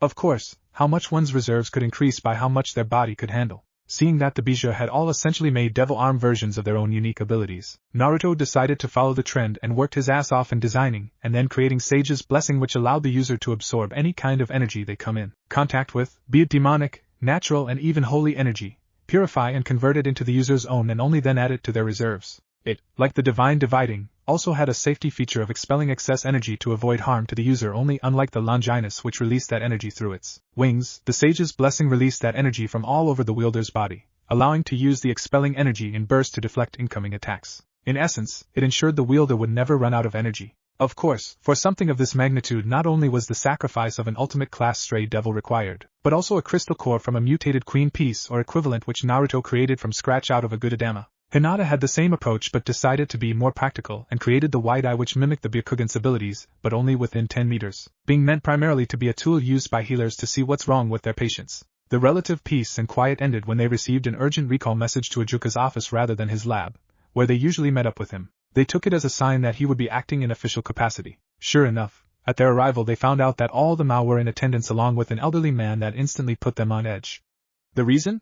He was old. Considering the fact that the devils had gone through the Great War between the three biblical factions and then through a civil war, this particular devil being old meant that he was seriously powerful to have survived this long. The fact that he could have altered his appearance to appear much younger also indicated some cunning, and attempt to appear weaker than he actually was. Glad to see you all respond so promptly. Zephos spoke up as soon as he caught sight of them. An urgent situation has arisen, and we need you to deal with it immediately. First, however, allow me to introduce Zephos Bale, the first head of the House of Bale, the original Great King. He nodded respectfully towards the violet-eyed dark-haired gentleman. Troublesome. Shikamaru sighed. Just how bad is the situation if all four Mao and the Great King saw fit to present it together? He asked warily. Not exactly to the level of a war starting, but if things get out of hand it could certainly lead to that. A wide-awake Falbium Asmodeus replied, his very presence and alertness speaking volumes of how bad things were. But first, we need to give you some background information. Completing the image of seriousness was a Seraphal Leviathan who was not wearing her magical girl outfit, but a dress fitting her position. As I'm sure you noticed before, the sets of evil pieces high-class devils and above lack one piece in particular that is present in chess.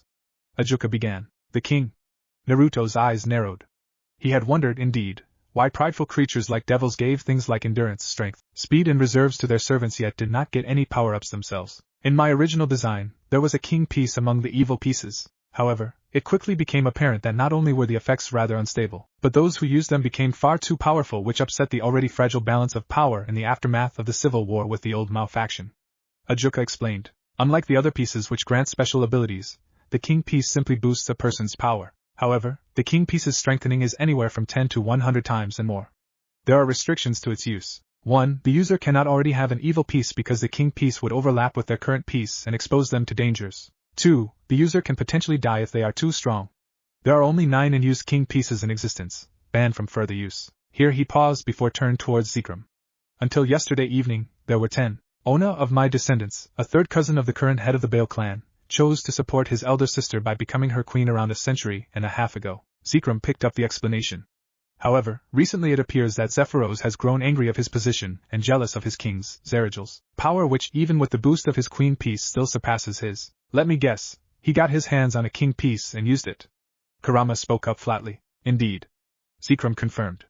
One of the unused king pieces had been left in the care of the Bale clan and kept under high security. The investigation of how exactly he even know about it, never mind how he managed to gain access to it, is still ongoing. But the fact is, Zephos obtained the king piece, used it on himself and then killed Zerajal before fleeing while displaying rather unstable behavior. Didn't he know people who already have an evil piece can use it?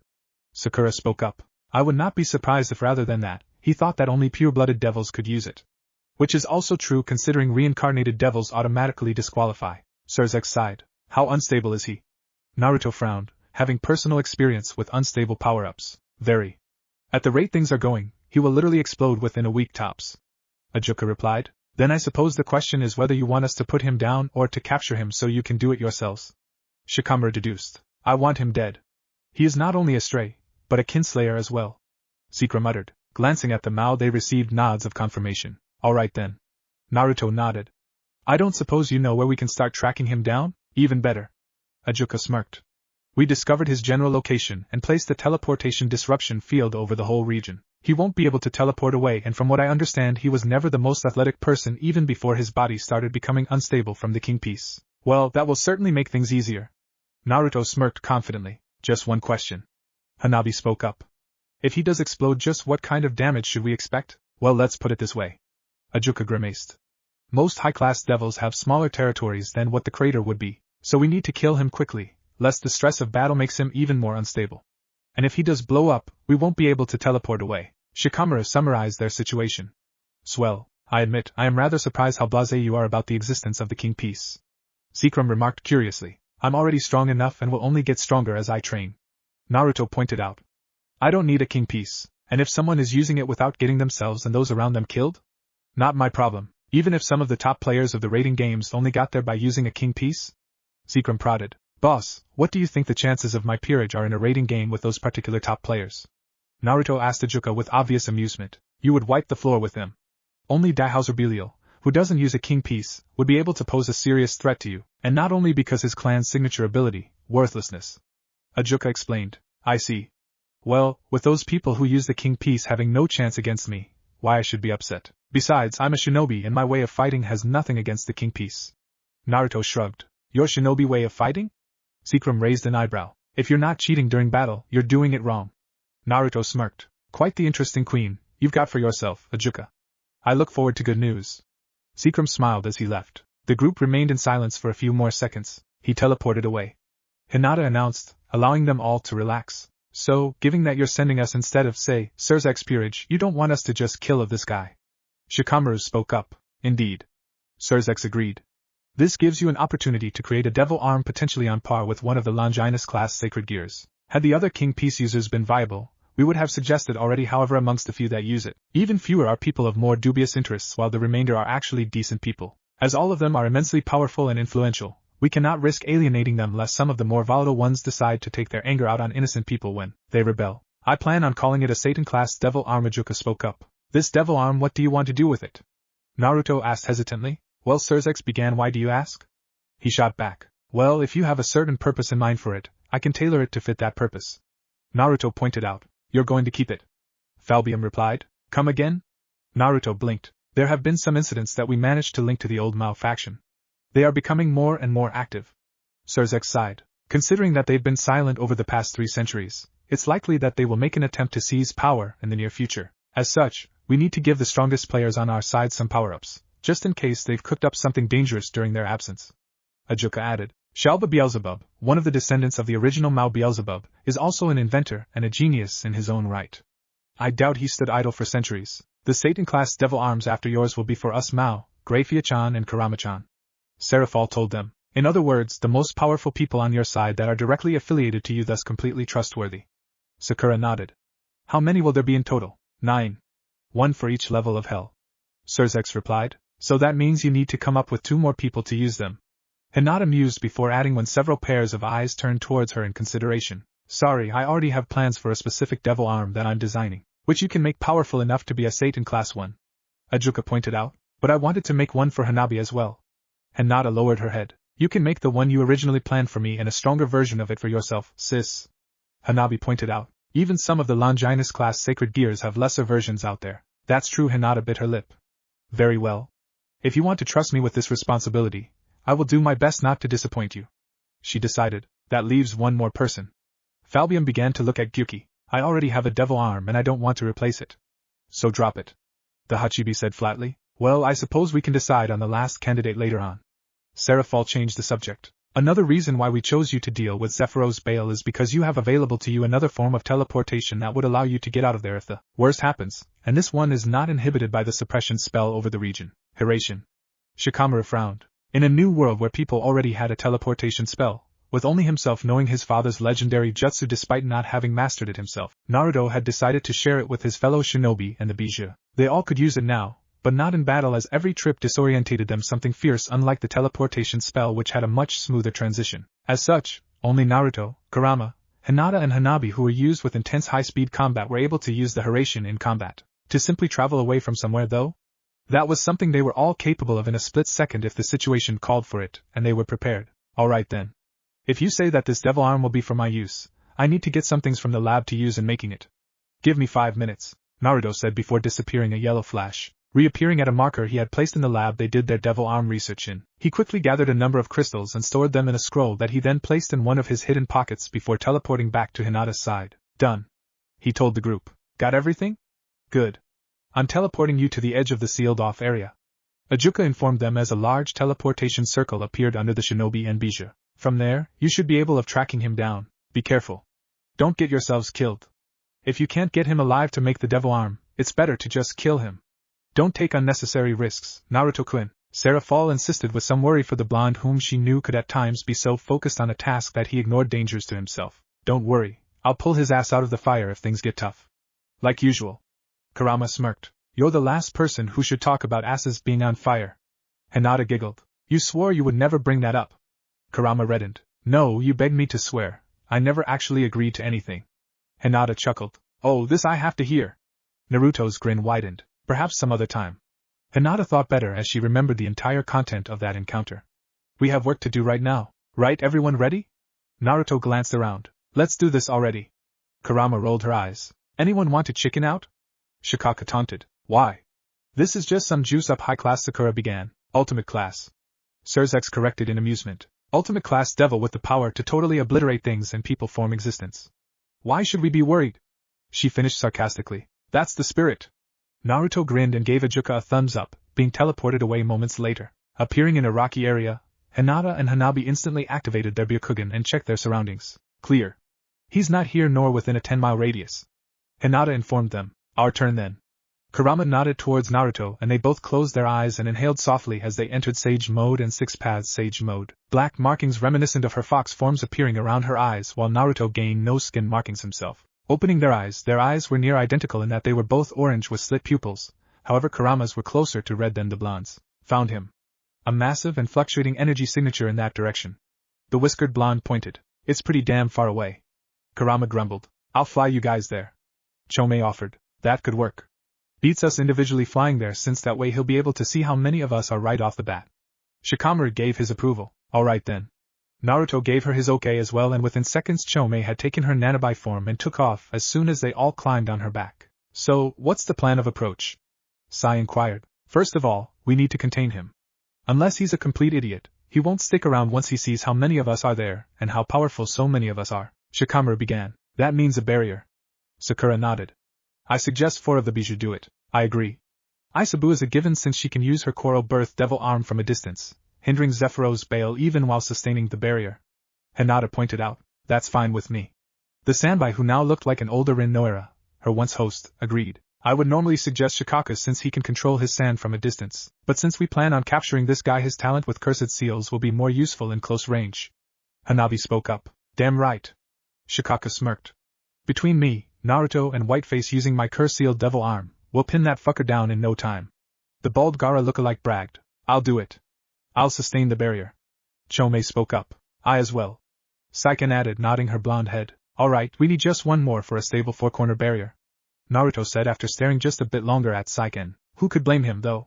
He still had not gotten over the fact that she had taken the form of the busted Tsunade Senju of all people. When asked how the hell she had done that considering that Tsunade had not been her Jinchuriki or even spent time around the Rokubi, Saiken had revealed that Katsuyu, Tsunade's personal summon, was actually an attempt of the slug Bijuus at having children, which resulted in what would become the slug boss Katsuyu who was a mutated clone of Saiken's, both chakra being and organic, which led to its ability to break apart into hundreds if not thousands of smaller versions of Katsuyu. Katsuyu also maintained a telepathic chakra link with Saiken allowing the Bijuu to see its memories and even share its senses at times. Hence the familiarity to Tsunade which allowed Saiken to take her form.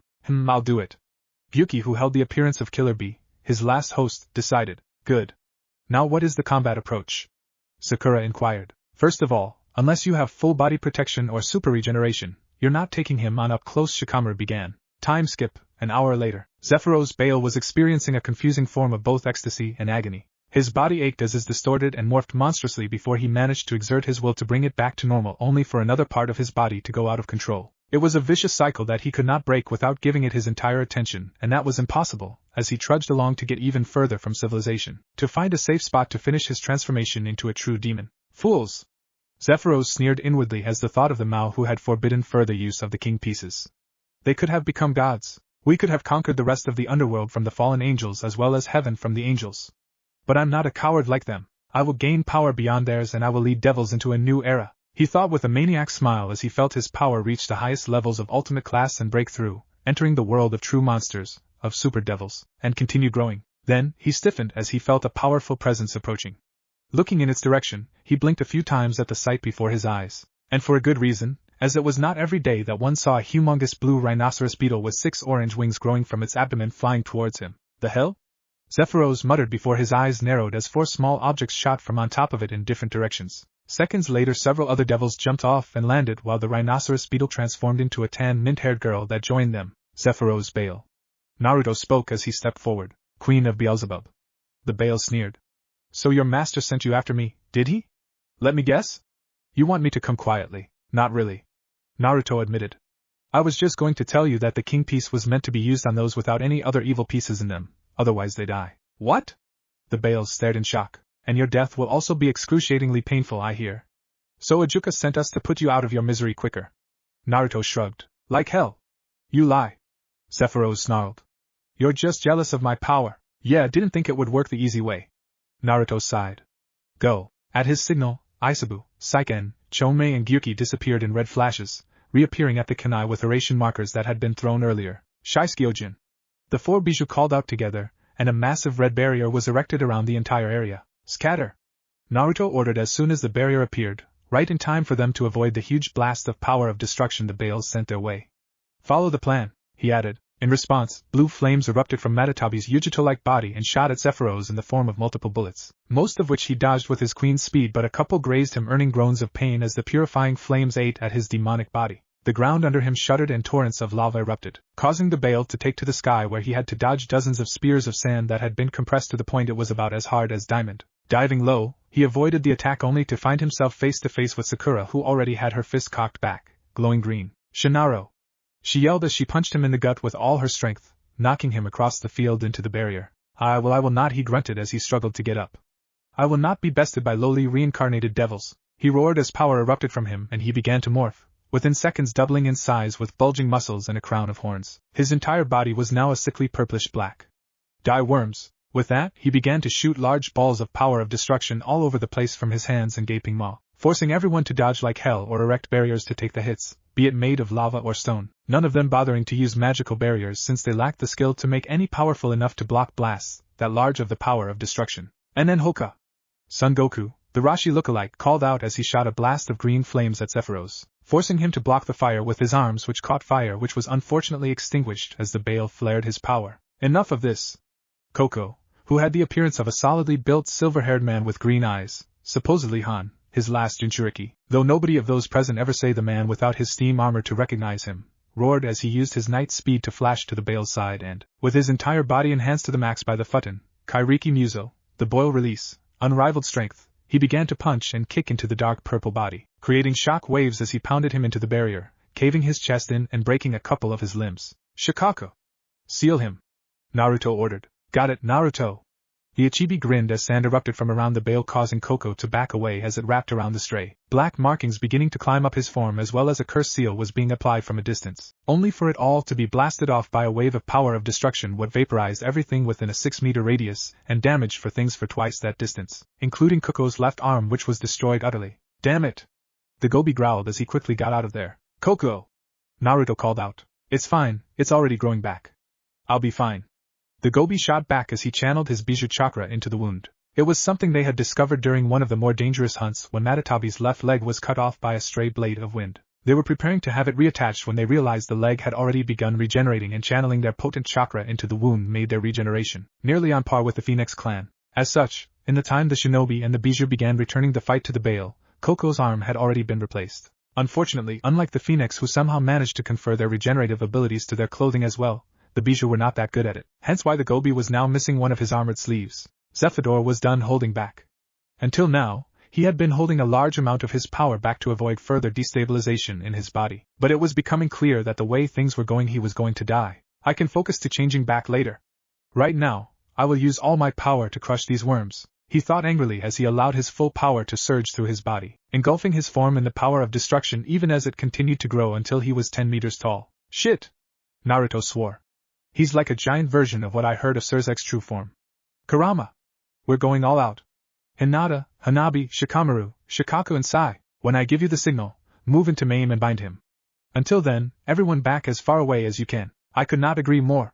Kurama snarled as she entered what looked like a 9-tailed version 1 Jinchuriki form, engulfed in the red Bijuu chakra, her 9 tails included. Then, with a burst of power she entered the version 2 form, dark crimson chakra and blood obscuring her features, making her look like a miniature version of her Bijuu form. A final transformation followed once her 6 pairs of devil wings were unfurled, leaving her body as black and as smooth as a Baijudama, with a dark crimson aura emanating from her, her female features once again distinguishable despite her entire body being essentially made from super dense concentrated Bijuu chakra capable of exploding. On his part, Naruto had also assumed his true devil form, his body now made of Gudadama with 10 tails waving behind him and 6 pairs of wings keeping him afloat. 10 black orbs of the same substance he now was floating behind him. In response to this, Zephos Bale unleashed more and more of his own power, the aura of power of destruction growing as did his size until he was around 15 meters tall, 6 pairs of wings having unfurled from his back also. Then, he gathered a massive amount of power of destruction between his cupped hands and unleashed it towards the two in an expanding wall of destruction. They did not block it. They did not dodge it.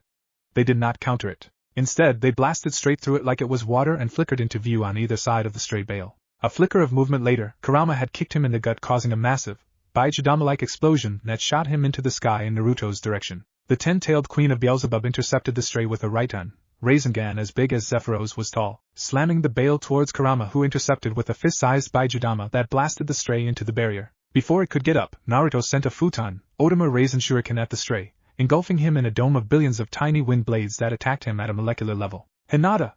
Hanabi! What's his state? Naruto demanded. Alive, but he won't be a threat in short term. Hanabi replied. Good.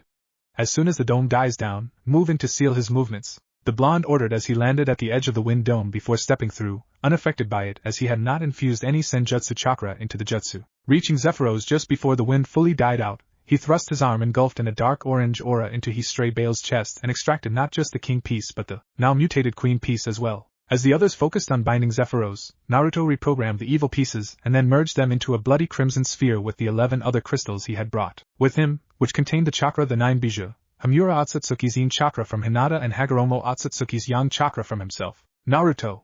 He doesn't have long. Sakura warned after a quick analysis. Don't worry, I'm done with this. Naruto assured her as he placed the crystal orb on the same large scroll Zephos was partially on before surging his chakra through the array to activate it. Zephos screamed in agony for all of 10 seconds as the sealing array ripped him apart and rendered him into pure power that was channeled into Crimson Orb, completing its transformation into a Devil Arm core. Specifically, Naruto's own Satan-class Devil Arm. With the Mao back at the office the shinobi and the Bijuu had left, the 4 Mao were staring at a large screen that had showed them the entire battle. After all, while it was true they had isolated the area, that did not mean they did not have a familiar keeping an eye on Zephos from a safe distance, capable of transmitting what it saw. I can see why you like them so much, Ajuka. They're good. You would not think your peerage members were in their teens. They fight like warriors twice their age. Falbium mused. They know their limits, they can analyze the situation carefully and know when to back off to not be a burden to their comrades, allowing others who have the right skills to take the fight to the enemy. Surzex nodded. And that is ignoring the overwhelming power of the Bijuu. Not one of the 9 is Bello Ultimate Class, with Gyuki being at the highest levels of the rank, while Kurama is a super devil. Ajuka smirked. Naruto and Kurama in particular have excellent teamwork. Not really surprising if you consider they shared a body until recently, but still. Falbium remarked. If only half of the devils their age showed even 10% of their competence. Forget about power, that can be gained with time. Surzex sighed. But actually fighting, rather than just executing some attacks like you were practicing them during training. How many of the younger generation can you say have anything that as much as resembles their skill and dedication to getting the job done? Frankly? Only your cousin Sarorg and Seraphal's little sister Sona do, though in Sona's case she focuses far too much on strategy, and neglects gaining the power needed to execute those strategies.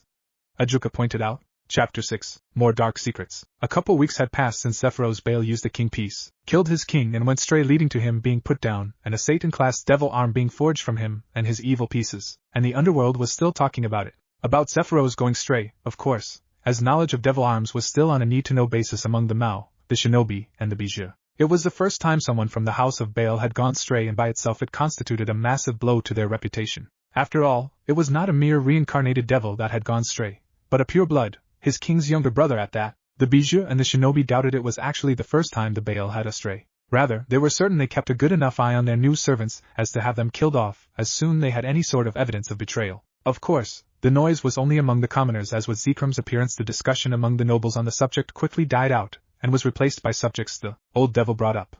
Such was his influence. However, Naruto and the others were not present to hear the chatter. They were once again hunting strays all over the underworld and human world, and it was during such a mission that Naruto and Hanabi received an urgent call from Seraphal. Hold on, I need to take this. Naruto spoke up as he caught the fist aimed at him and twisted, breaking the leopard-like arm of the stray they were fighting. I've got this. Hanabi agreed as she quickly moved to use her Jukin to render the stray almost paralyzed. Naruto-kun, there's a situation near your location that requires immediate intervention. Seraphal spoke as soon as she answered, looking completely serious. Hanabi, kill him. Naruto ordered before focusing his full attention on Seraphal. The stray was not overly strong, nor did he possess a sacred gear, so it was not really an issue to simply kill him off. What's the problem? A number of devils have teamed up with some rogue fallen angels who have stolen some equipment from Azazel's labs. They plan on sacrificing a human village and bind their souls to a prototype artificial sacred gear Azazel gave up on once he realized what it would cost to complete it, Seraphal explained. Azazel contacted us and requested we deal with it. Apparently, they also stole some equipment that destabilized angelic teleportation, so no angel or fallen angel can get there in time. He lost a handful of his people he sent before realizing they had activated that device. I see. Still, that's pretty gutsy of them. Naruto scowled as he began calming himself to enter sage mode, thus increasing his sensory range. It may be northern Italy, but it's still pretty damn close to the Vatican. They probably plan on finishing and leaving before any exorcists can arrive. Zephos shrugged. I think I sense them. Yeah, angelic and demonic signatures in the same place without conflict? How often do we have that? Naruto muttered. What should we do with them? Kill them all. We've already discovered how they achieved the theft, and rooted out the traitors. Zephos told him. Got it. I'll let you know when we're done. Naruto nodded and ended the video call. Finished chatting with your lover? Hanabi teased. Yes, but stop saying that in the open. We're trying to keep our relationship private. Naruto frowned. He was not overly happy about it, but he understood how some people would react if some people found out he was sleeping with a Mao, queen of another Mao or not. You heard the situation? Promotion, knight. Hanabi called out as she increased his speed to that of a knight. Lead the way. With them moving at her top speed, it only took them a couple minutes to reach the village in question, and it did not take them long to realize the ritual had already begun. There was also the fact that someone else was already interfering. It was a beautiful teenage blonde wielding a rapier who was moving at an impressive speed for a human as she attacked the devils present. The reason why they were sure she was human was the lack of demonic energy in her body, which both the shinobi would have detected with their respective sensory powers. It was obvious, however, that she was slowly being overpowered. The devils were not strays, the dissonance in their demonic powers having eroded at their reason and their deformed bodies hindering them. No, these were devils in full control of their powers and faculties. Decently strong ones at that, considering that of the dozen of them present, a handful were high class, at least in power if not position, while the others were middle class. Sure enough, she soon lost hold of her sword, and before she could retrieve it, one of the demonic attacks blasted her away into a tree, only for moments later stone spikes to erupt and crucify her against said tree. Well. Looks like the saint's vessel can no longer fight. One of the devils sneered as he approached her. Where's your earlier vigor, HM? I'll tell you where, it's gone, just like your precious god. You're lying. The blonde spat, yet despite this, desperation was clear in her eyes. God is not dead. He can't be. Hey, you don't have to believe me. You'll see for yourself soon. He sneered as he began gathering power to end her life. Hey boss. Isn't it a shame to let Jeanne d'Arc die a virgin twice in a row? One of the other devils asked as he eyed the blonde perversely. You know you're right. The apparent leader seemed to agree as he halted his spell. Let's help her with that, shall we? Form a line. At this, Naruto decided that discretion was no longer useful and flickered between the blonde and the lead devil, and ripped his torso apart with his hand shrouded in wind chakra. Shit! That's Beelzebub's queen. I'm out of here. One of the other devils screamed as magic circles began to appear under their feet. They did not live that long. Flame-like orange chakra erupting around him, Naruto flickered from view only to reappear once again before the blonde as the torsos of the devils exploded in gore. Hold on, I'll get you down from there. Naruto turned towards the girl and using earth manipulation turned the spikes into sand and then extracted every last bit of it with his magnet release. Hanabi! Check to see if there's anything stuck in the wounds. They're clear, though you should wash them first before healing. The Hyuga advised. And hurry, we have other problems as well. Got it. Naruto shot back. Stand still. He instructed as he conjured some water and manipulated it through her wounds, cleaning all the dirt, before dropping it onto the ground as he placed his hands first onto the wounds on her legs. His hands were once more lit in the orange chakra shroud, and within seconds of infusing his yang chakra into her body, the leg wounds had healed without as much as a scar, with the holes in her arms following soon after. Do you have any other wounds? He asked her gently. No thank you. Jeanne muttered, somewhat in shock that not only he could heal her, what with demonic energy being known to be rather poisonous to human bodies, but that he had even wanted to. Say, is it true what they called you? Beelzebub's queen? Yes, Sajuka is my boss. Naruto confirmed. Then you must know if it's true. If you're Mao's queen, you must know if God is really dead. She looked at him pleadingly. I'm sorry, but I've only been a devil for a few months now. Naruto grimaced. I don't know if what those bastards said is true, but I can call Ajuka and ask him about it, after we end the ritual that will sacrifice everyone in this village. Hanabi cut him off. That's more important, you know. It's not like it even matters if God is dead. What do you mean, it doesn't matter? Jeanne exclaimed angrily as she pushed herself to her feet. If whether he's alive or dead mattered, you'd think everyone or at least the church knew about it. So either he's alive or his existence is not as important the church makes it out to be. Hanabi sniffed. That's not true and you know it, Hanabi. Naruto frowned. Gods get their power from their worshippers. With how many people in the world believe in the biblical God, he's without a doubt the strongest god outside some in the top 10 existences. He pointed out as he picked up and handed the rapier back to the girl he saved. Excuse her, but we do need to hurry. Of course. My name is Jeanne d'Arc, the reincarnation of the Saint of Orleans. The blonde introduced herself. I'm an exorcist from the church. I'm Naruto Uzumaki, queen of Beelzebub, and she's Hanabi Hyuga, one of Ajuka's pawns. The whiskered devil finished the introductions. By the way, I sense a sacred gear in you. Why aren't you using it? There is some spell over the area that disrupts my blade blacksmith. Jeanne frowned as she followed the two devils, devising hats since they saved her life, she could trust them. That's the one that makes holy swords, right? Naruto mused. Well, we were told that there is spell over the area that messes with angelic power, disrupting teleportation. It's why we were sent. I see. Jeanne frowned towards her rapier. While enchanted and blessed, it was not worth comparing even to a mass-produced holy sword her sacred gear could make. Here, you can borrow this for the fight. Naruto pulled a long package from a storage dimension. A holy sword? Jeanne asked in shock as she removed the wrapping. I know a guy who has the same sacred gear as you do, and I had him make me a few in case I ever needed them. Naruto shrugged. It has the blade enhanced with wind element to increase cutting power, so it's sharper than usual. Thank you? Jeanne nodded gratefully. Hanabi? Naruto eyed the brunette. 20 fallen angels, of which one has 6 wings while the others only have a pair each, and 3 high-class devils with 3 pairs of wings each. The Hyuga reported. I was asking how far, but that info is great as well. Naruto blinked. Oh, it's just around that corner. Hanabi smiled. The hostages? Jeanne inquired. Alive but unconscious, likely put asleep with hypnosis. They're unharmed for the most part. Hanabi replied. They're laid together in the middle of the ritual circle. Where are the fallen and the devils? Naruto inquired. Fallen in the air, devils on the ground. Came the Hyuga's reply. I'll take the fallen, you two take the devils. Naruto instructed. Strike quick and efficiently, then move on. Got it. Hanabi nodded. Okay. Jeanne reluctantly agreed. Move out.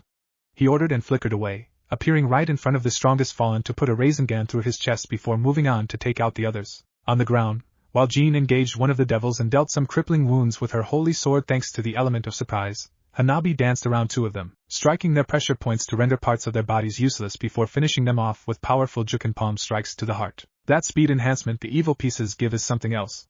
Jeanne remarked once the fighting was done. Enhancement? Hanabi frowned. I'll have you know that I was just as fast when I was alive. It's true. While we did get a boost, myself especially, the speed you've seen from us is not the fastest we could go when we were still human. Naruto confirmed. That's amazing. Jeanne muttered. Can you see if you can summon your sacred gear? If it works, then the block they were putting up against holy power is gone. Naruto requested. Sure enough, Jeanne could summon her blade blacksmith easily and return Naruto's holy sword. Now to get some answers. He frowned as he called Ajuka. Naruto? Is something the matter? I thought you were doing something for Seraphol. The green-haired super devil inquired. We just finished, but we heard some of those devils we killed talking about something. Naruto replied. Given that you're calling me on a secure line, it must be something sensitive. Ajuka frowned. Go on, what is it? Is the biblical god dead? Naruto asked bluntly. Yes. Ajuka sighed. During the last battle of the Great War, God and the previous Mao took each other out. How that was possible considering that God was stronger than them combined, we do not know for certain. However, I believe it's likely that God had some injuries hindering him, likely from when he sealed away the heavenly dragons. I see. Naruto digested that information. I take it there's a reason why we're keeping quiet about it. I understand why heaven and the church do it, even the Grigori. But why aren't we wearing badges with God is dead? Because the 3 factions are still weak, and without the presence of the biblical God who with his current followers numbering in billions making him the strongest god, the other factions would slaughter us all. Ajuka replied bluntly. Well, I suppose us devils are quite a bit better off than both heaven and the Grigori. What with our super devils and several ultimate class devils of near Mao level power, but we would still have losses we want to avoid. After all the work we've put into rebuilding our society, starting a war just because we have bragging rights would be foolish. Yeah, I agree. Naruto nodded. Don't worry, we'll keep it to ourselves. You may tell your peerage and fellow servants once you return to the underworld. Ajuka corrected. I was planning on telling you soon anyway, so it's not really a problem. The custom us Mao sort of made was to tell our peerage members about this around a year after they'd been reincarnated. Okay. Just one last thing, Naruto began nervously. Now, supposedly someone else heard about this in Exorcist from the church, for example. Put them on. I'll explain their options directly. Ajuka sighed. Your name? He inquired once Jeanne was facing the holographic screen. Jeanne Dark. She replied. The famed reincarnation? Ajuka blinked in surprise. Yes. It's an honor to speak with you. Jeanne gave a quick bow. Well, this will make things harder for you. Ajuka mused. Your options are thus. You can stay in the church and pretend to still believe in the dead god, in which you risk discovery like a few others who had been in your positon in the past. You can leave the church and join the Grigori. Or you can get reincarnated into a devil. Had you been a regular exorcist, you would have also had the option of joining other factions. However, with you being so tightly tied to Christianity, I doubt they would accept you. I see. Thank you for clearing things up for me, Lord Beelzebub. Jeanne nodded tightly. Just make sure not to tell others about what happened to God, as it would endanger them also. Ajuka told her before ending the call. So I guess this is the part where you make me an offer you can't refuse, right? Jeanne gave Naruto a bitter smile. No. I won't reincarnate you into my peerage right now. Naruto shook his head. Your world pretty much came crashing down around you. I won't take advantage of you like that when you're vulnerable, even if it may be the devil thing to do. Here, take this. He handed her a tri-bladed kunai with a seal tag on the handle. Throw this into the ground if you want to join my peerage, or even just need my help with something. I'll teleport right over. Is this some sort of new flyer devils give out? Jeanne asked curiously. Nah, just me. I could give you a regular flyer, but it would have a demonic signature that would get you in trouble with the church. Naruto replied. Thank you. Jeanne smiled. I'll be sure to call you once I've decided what to do, one way or another. But for now I need to think. Of course. You can go, Hanabi, and I can finish up here. Naruto told her, and with a grateful nod, the exorcist left. You were being way too nice to her. Spill. Hanabi demanded once Jeanne was out of hearing range. It reminded me of how Obito revealed to Sasuke about why Itachi really killed the Uchiha clan, only to then recruit him into the Akatsuki to destroy Konoha. Naruto admitted. I didn't want to be that guy. Okay, I see your point, especially since Sasuke eventually turned on Obito. Hanabi admitted. But if she ends up in your bed, I reserve the right to say I told you so. Stop talking like I'm some enemy of women. Naruto whined. You know very well that Hinata was the one who invited Saiken. And the others came on their own. I didn't go around seducing them or anything. Yeah, right? Hanabi sniffed and walked over to the nearest hostage. Like you even notice when you're seducing a girl, she muttered under her breath as Naruto made a few dozen clones and put them to work. Time skip, 3 weeks later. It had been a few weeks since he had met Jeanne, and so far, she had not used the Hiraishin kunai. She was not dead either, else he would have heard about it through their informants in the church. He was somewhat worried about her though. He could tell that just like him when he was younger. She was generally honest and cheerful, so it was not outside reason that she got caught by one of her higher-ups faking her faith, and then got secretly imprisoned. When he did feel the call of the beacon that was the Hiraishin kunai, he spent all of a second to create a Kage Bunshin to finish writing the report he was working on before teleporting away, appearing crouched and grasping the tri-bladed kunai. Hi. Jeanne smiled weakly from under her cloak. Hey, how've you been? Naruto greeted. Well enough, considering everything. Jeanne sighed.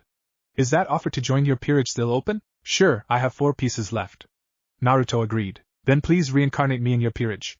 Jeanne requested as she steeled her resolve and drew the sword she had been clutching all this time. Jeanne? Naruto asked warily. He did not feel any ill intent from her though, so what exactly? Under his disbelieving eyes she stabbed herself through the heart, collapsing soon after. Shit! Naruto swore and went to grab the sword, only for it to erupt in flames that soon engulfed Jeanne as the sword faded away, the flames themselves following soon after, leaving a badly burnt Jeanne. Without a second though, Naruto pulled out his box of evil pieces from a storage dimension and placed one of his remaining pawns on her chest. I order, in my name Naruto Uzumaki. You, Jeanne Dark. I resurrect you back to this soil as my servant, and have you reborn as a devil. You, my pawn, be delighted with your new life.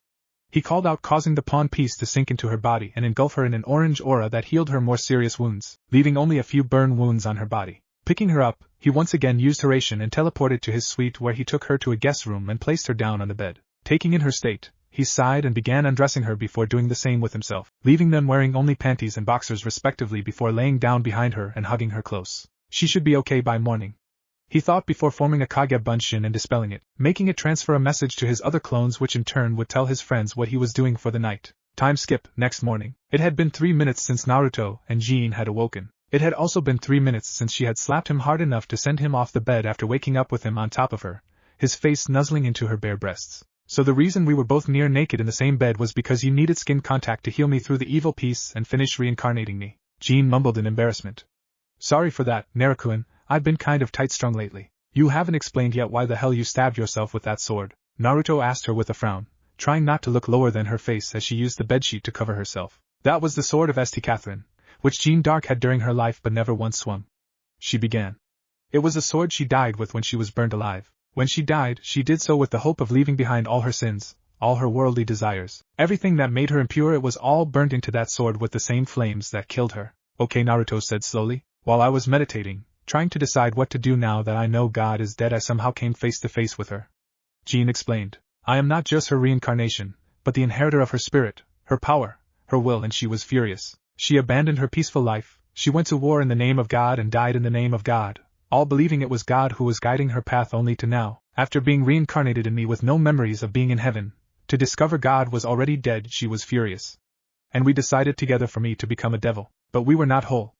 She left behind a part of herself in that sword, her dark side so to speak, and now that I was becoming a devil it was only natural to retrieve it. So you absorbed it by stabbing yourself into the heart with it. Naruto remarked flatly. Well, I suppose I've done much stupider things, he sighed. So, was it a holy sword or something? No, it was not quite a demonic sword. Jeanne frowned. It held her earthly desires that she had sacrificed to do God's will, or what she thought it was. Let's see what it's like. What do you mean? Naruto blinked. Well, now that I've absorbed the sword, her personality, including what was sealed into the sword, will gradually seep and merge with me until we are one. This will not only grant me all her memories, but also all the power I had yet to tap into that I've inherited from her. Jeanne explained. But I can for a short while allow her personality to take over. I'm not sure that's a good idea. Naruto said quickly. Don't worry, she's unable to do anything that opposes my own desires. Jeanne assured him as she closed her eyes. Seconds later, her appearance changed slightly as her skin became a bit paler, and hair became a more platinum blonde than the sunny blonde from before. Opening her eyes, she revealed light golden irises. What concerned him the most, though, was her expression that could be described in 2 words, pure lust. Without a word, she pounced on him and straddled him on the ground. Jeanne. Wait, this isn't you, Naruto began in panic. This is us, master. Jeanne purred as she licked along his pectorals.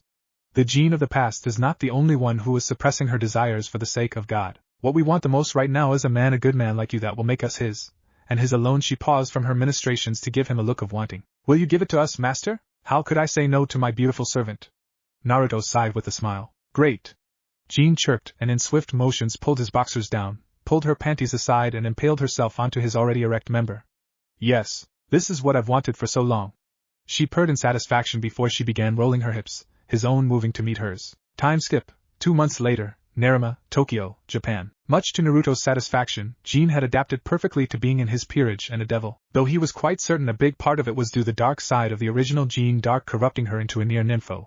Near because she could control her impulses when the situation called for it, though she had no reservations when the opportunity to have sex with him presented itself. There was quite a bit of resentment from the church regarding her reincarnation into a devil, but after Ijuka arranged a meeting between her and Naruto with one of the cardinals he knew for sure were aware of God's death, the reasons for her defection were made clear to them as the cardinal passed the message along to those in the know, and as a whole they decided they got off lightly considering what kind of damage someone like the reincarnation of Jeanne d'Arc could do by spreading the word concerning God's death. Jeanne also adapted quite well to the shinobi and Bijuu's primary duty, that of hunting down stray devils and making devil arms out of them. In fact, she brought forth the idea of doing the same with fallen angels that have gone rogue from the Grigori and were causing trouble, since their fate after death was the same anyway. Of course, things could not be simple for them, and in the aftermath of sacrificing a group of 6 rather depraved fallen angels with only one of them having 3 pairs of wings while the rest only have one, Naruto's attempt at making a devil arm version of the sword birth led to the creation of a devil arm that produced wholly demonic swords, rather than demonic ones. This warranted another meeting of the Four Mao where after nearly 3 hours of arguments and negotiations, it was decided that while they would not halt the creation of wholly demonic devil arms which were likely to result in the sacrifice of fallen angels to make devil arms, they would keep them in storage even after they put regular devil arms in circulation, until of course either the knowledge of God's death became more common, or some other event forced their hand. The only exception was the first wholly demonic devil arm, named Blade Birth, as it was basically a combination of the holy sword making Blade Blacksmith and the demonic sword making Sword Birth, which was entrusted to Jeanne with a prepared excuse of saying that the holy nature of the soul of the Maiden of Orleans warping her sacred gear blade blacksmith when she became a devil, just in case someone noticed and asked, which was unlikely unless she made the mistake of leaving her creations around. The only place she was allowed to leave holy demonic swords was Ijuka's lab where the Mao was investigating their very existence. Another important event was that soon after Jeanne got over the euphoria of becoming a devil, and cementing her primary sin as lust, Hinata discovered that the silver-eyed, blonde former exorcist now had a chakra circulatory system. It was Ijuka who ended up explaining how that occurred. Simply put, there were occasions when certain abilities of high-class devils were so potent or abstract that when they bound their evil pieces to themselves, they imprinted some of those abilities upon their pieces and thus passed them down to a certain extent to their peerage members. A perfect example was the affinity for fire of the Phoenix clan, which was a rarity not to be given to all their peerage members, considering how intimately the Phoenix were connected to the element of fire. As such, it was quite likely that anyone reincarnated into devil by Naruto or the other shinobi would gain a chakra circulatory system. As for the Bijuu, well, considering that their previous forms were that of pure chakra concentrated to the point of being physical, it was a foregone conclusion that any potential peerage they may recruit once they gain their evil pieces would gain access to chakra. Until then, though, they would be content on teaching Jeanne how to harness her chakra. While they lacked certain training tools from the elemental nations such as chakra paper and such, Naruto could use his Nishu to detect a person's chakra natures and elemental affinities. It came as no surprise that Jeanne had a strong yang chakra as well as a yin chakra of similar strength due to the recent remerging with her past life's darker side. She also held very potent wind and fire elemental affinities which reflected in her personality being mostly carefree yet at the same times quite passionate. Of course, until she could even think of using he elements she was put to train her chakra control and promptly began cackling maniacally when she was taught the water walking exercise. Despite all the training though, she was still going out in the field and helping the shinobi and bijou hunt strays. And currently, she was tagging along with Naruto, Hanabi and Shikamaru to assist in the capture of a particularly infamous stray devil, one ranked as a SS class threat, Kuroka, the black cat, whose betrayal of her king led to the Nikomata genocide. However, something is wrong. Hanabi frowned. I agree. Naruto scowled. Troublesome. Here we go again. Shikamaru sighed. What do you mean? Jeanne glanced between the two censors who were using their Byakugan and Sage mode respectively, and a lazy shadow user who appeared resigned. This is the part where the plan gets abandoned in favor of some crazy scheme Naruto comes up with. Shikamaru shrugged. You don't seem that upset about it. Jeanne pointed out. His crazy schemes tend to work. The Nara shrugged. So? What's wrong? He eyed the censors. For one thing, she looks exactly like she did before. No deformations, no extra appendages, nothing. Hanabi began. Most stray devils suffer from physical transformation as a backlash of severing their connections with their king within the first few days, a year at most. She's been astray for a few years now and still knows side effects? That should be impossible, unless she has near-perfect control over her life force which can only be achieved through the use of senjutsu. Naruto countered. Senjutsu which supposedly overwhelmed her which led to her stray status in the first place. In other words, it was not the power going to her head and her losing control of herself that caused her to kill her king, like the reports say. Shikamaru frowned. Does it even matter? Jeanne frowned. At the end of the day she's still a stray, a particularly hated one at that. Even if she took the blame for someone else or something like that, the nobles won't care. Her king was the Dantalian heir, from one of the remaining pillars of the underworld. It was just luck that his mother had just given birth to a girl when he was killed, lest their line would be in danger of extinction. She has a point. Shikamaru admitted. You all know that they used her to justify the Nikomata hunt. Even if it was just an excuse for the more bloodthirsty devils to cut loose and murder them, they won't even accept the idea of her being innocent, if she is, which we are just speculating, by the way, never mind clearing her charges. That's a good point. Hanabi mused before turning her head towards a seemingly empty spot a few feet away from their location. What do you think, Kuroka-san? She raised an eyebrow. There was a moment of silence before the image was distorted which signified an ending illusion before the very stray they were after was revealed in her full glory, and she was quite the sight. Kuroka was a beautiful and attractive young woman with a voluptuous figure, long black hair with split bangs, and hazel gold eyes with cat-like pupils. Her attire consisted of a black kimono, a yellow obi, a set of golden beads, and an ornately detailed headband. The kimono features a red interior and it is open at her shoulders, giving view to her enormous breasts. To top it off, she had a pair of black cat ears and 2 black tails. Naya, so you have some censor in your group. I suppose that was how you tracked me down, but how did you see through my illusion, Naya? I did strengthen it with senjutsu. Kuroka spoke up curiously. Like that paltry trick could fool my Byakugan. Hanabi huffed in a superior tone. They're not called the all-seeing eyes for nothing. I see. Kuroka nodded slyly. Well, since you're here, we're going to capture you. Naruto spoke up. Don't worry, we won't kill you in a messy manner like we originally intended, but we do need you to answer some questions for us. He told her cheerfully. Fufu, so you think you can catch me, Naya? Kuroka taunted. You may be stronger than me, Beelzebub's queen and all, but that does not mean you're also faster than me, Naya, she declared as she tensed a bit. I'm sorry, you misunderstood. Naruto gave her his prankster grin. We don't need to catch you. YNYH. She screamed as 2 arms erupted from beneath her, grabbed her legs and pulled her underground until only her hair was above the surface. You were already in my trap. Naruto chuckled. That should teach you not to sneak on the king of pranks. Ha ha. He proceeded to give an over-the-top laugh. That was great, Naruto-kun. Jeanne chuckled. Curiosity caught the cat, right? Yep. Naruto agreed. Troublesome blondes. Shikamaru sighed. Just deal with her, and let's get back. I want to take a nap. Sure. Naruto sighed and approached the struggling Kuroka while muttering under his breath about lazy Nara. What are you doing, Naya? The stray cat asked nervously as she eyed his glowing right hand. I'm going to have you take a nap. Naruto replied as he tapped her forehead, placing a seal on her that knocked her unconscious. Time skip, a week later. You know, Naruto, our lives were much more peaceful before we met you.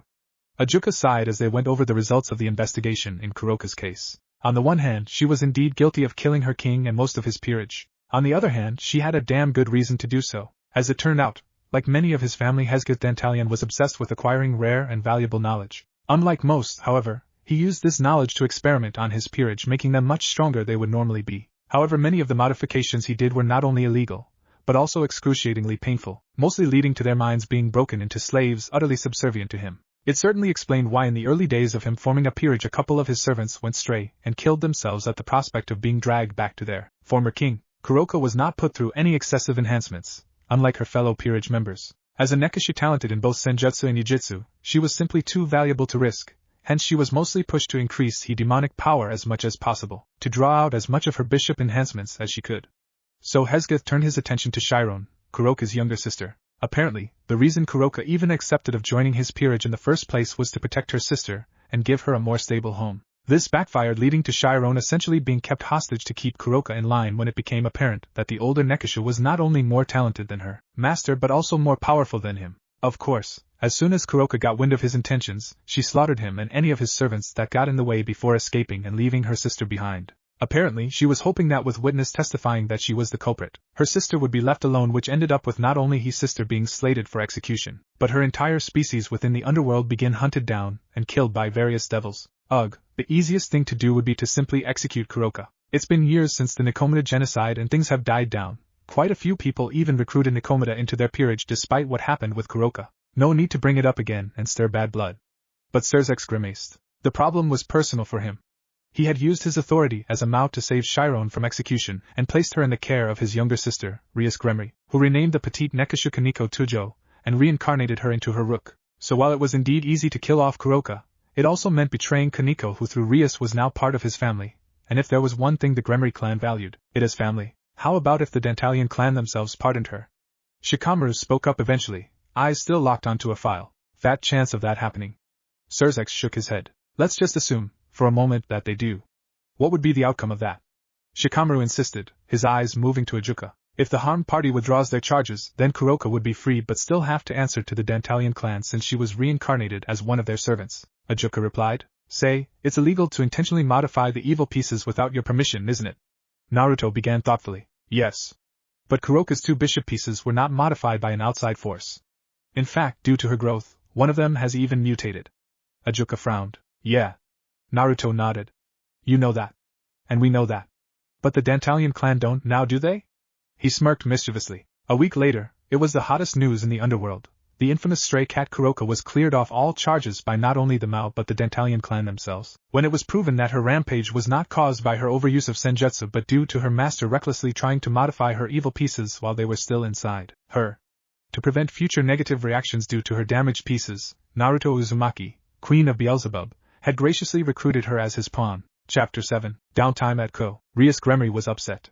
She had made a miscalculation and was now reaping the consequences of her carelessness. Well, technically she made two miscalculations, but the later was insignificant compared to the first. Her first mistake, and one with far-reaching consequences, was being too passive. Oh, she had taken the necessary measures once she had concluded that Issei Haida was the newest possessor of the boosted gear, the Red Dragon Emperor's Gauntlet, one of the 13 Longinus-class sacred gears that held the potential to slay a god. She had contacted her brother, had made arrangements with the elders and had gotten permission to reincarnate Drake's current host into her peerage. Normally, such arrangements were not necessary for a sacred gear, even if it was a Longinus. After all, for all that they were praised, only the true Longinus had actually lived up to its name to allow its user to kill a god. More often than not, Longinus users got big-headed once they discovered what they held and ended up getting killed early in their lives. But boosted gear and divine dividing were exceptions.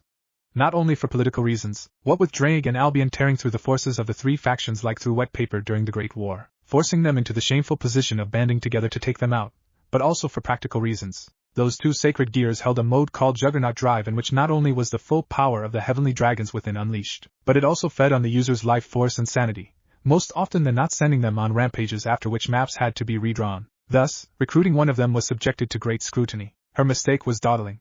She kept putting it off, hoping for some event to allow her to make a dramatic entrance in Issei Haida's life and impress him enough to gain his loyalty. Such thoughts on her part were due to the ways she had recruited all her other peerage members. Akino was taken in after she was found homeless after her mother's family, the Himejima clan, attempted to have her killed due to considering her tainted for having fallen angel blood flowing through her veins. Kaneko was practically given to her as a gift by her brother when the young nekusha was almost executed for her older sister's crimes, which recently she was cleared off. Yoto she saved when she found him near death in the snow after the blonde had escaped from the inhuman Holy Sword project of the church, which had claimed the lives of all his friends. And lastly Gasper, which she also found near death after he had escaped from the abusive Teeps vampire clan where he was treated as dirt due to being a damper. So, when she got word that fallen angels had taken residence in the abandoned church within her and Sona Citri's territory and were monitoring Issei, she saw it as an opportunity. It was a well-known fact that the Grigori have been killing off sacred gear users since the divine tools had first been created, both to eliminate the potential threat some may pose as well as out of spite against humans who received God's blessings in the form of the sacred gears while they had lost it. When they fell, her plan was simple. Once the fallen angels made a move on Issei, she would step in to save his life and then convince him to become her servant, for his own protection, of course. And if she was too late, then she could reincarnate him straight away and explain his new situation afterwards while highlighting the benefits. It would be easy to convince him, what with harems being legal in Devil Society, and Issei proclaiming up and down about wanting to become a harem king for years now. As it turned out, she had been mistaken.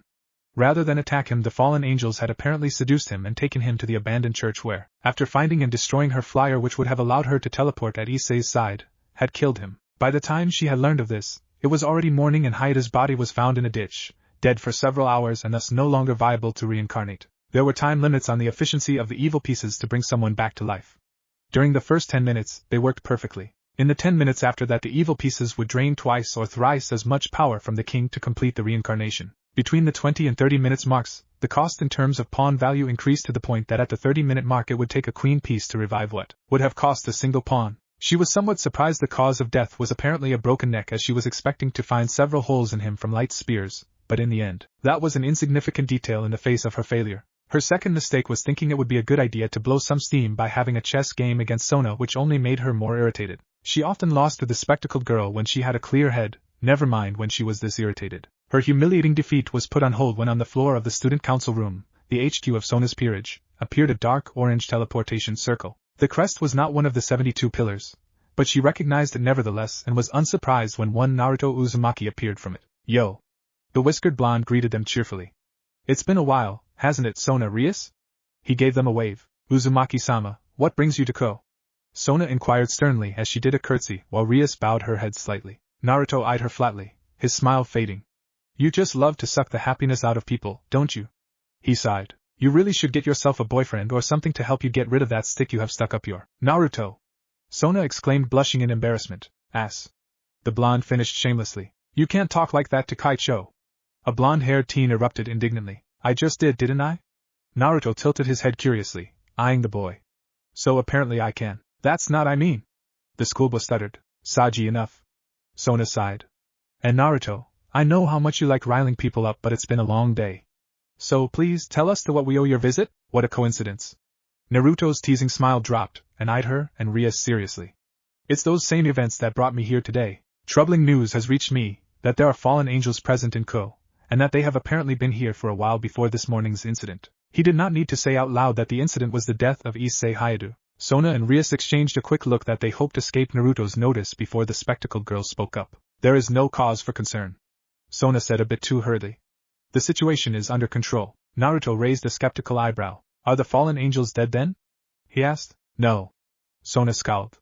She found it rather hypocritical that he was insinuating she should respond with lethal force, potentially beginning a serious conflict with the Grigori, when Naruto himself had just recently put a lot of effort in exonerating someone whose death would have earned him a commendation. Then they've been kicked out of town. Naruto shot back. No. Sona forced herself to maintain her mostly calm expression. What sort of arrangement have you made with them, then? They've been in Ko for what, a month now?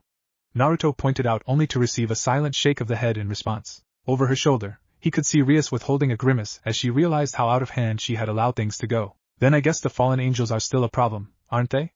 He deadpanned. They're being monitored. Sona defended. The way you're saying it, that's a recent thing. Naruto narrowed his eyes. Rias and I are dealing with it.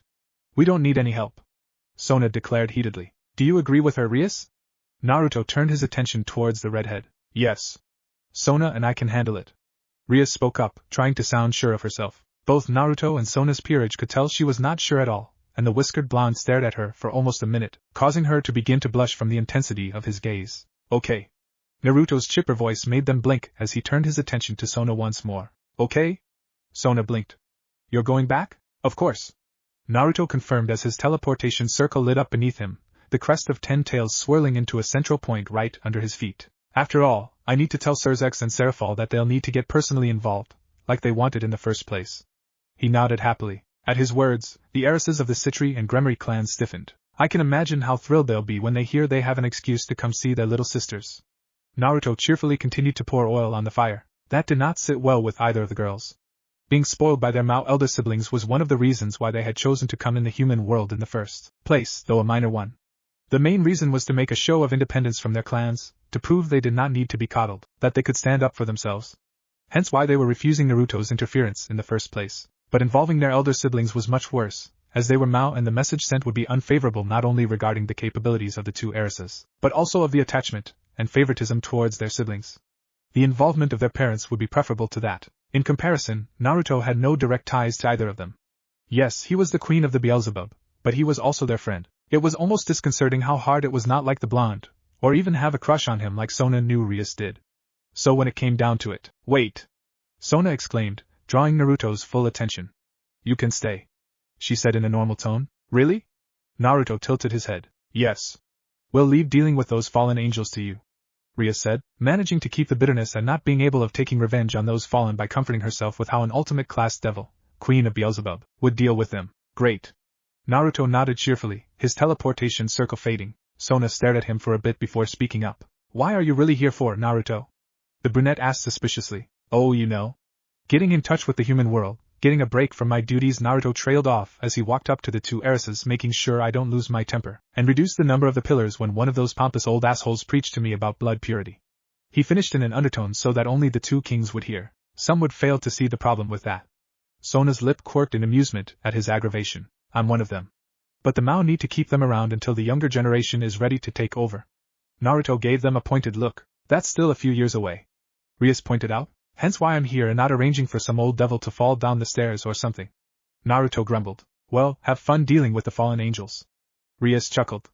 Though keep in mind, if you cause an incident that restarts the Great War, it will be all your fault. Meh, wouldn't be the first war fought because of me, Naruto said under his breath, thinking of the Akatsuki's hunt for the Jinchuriki. Come again?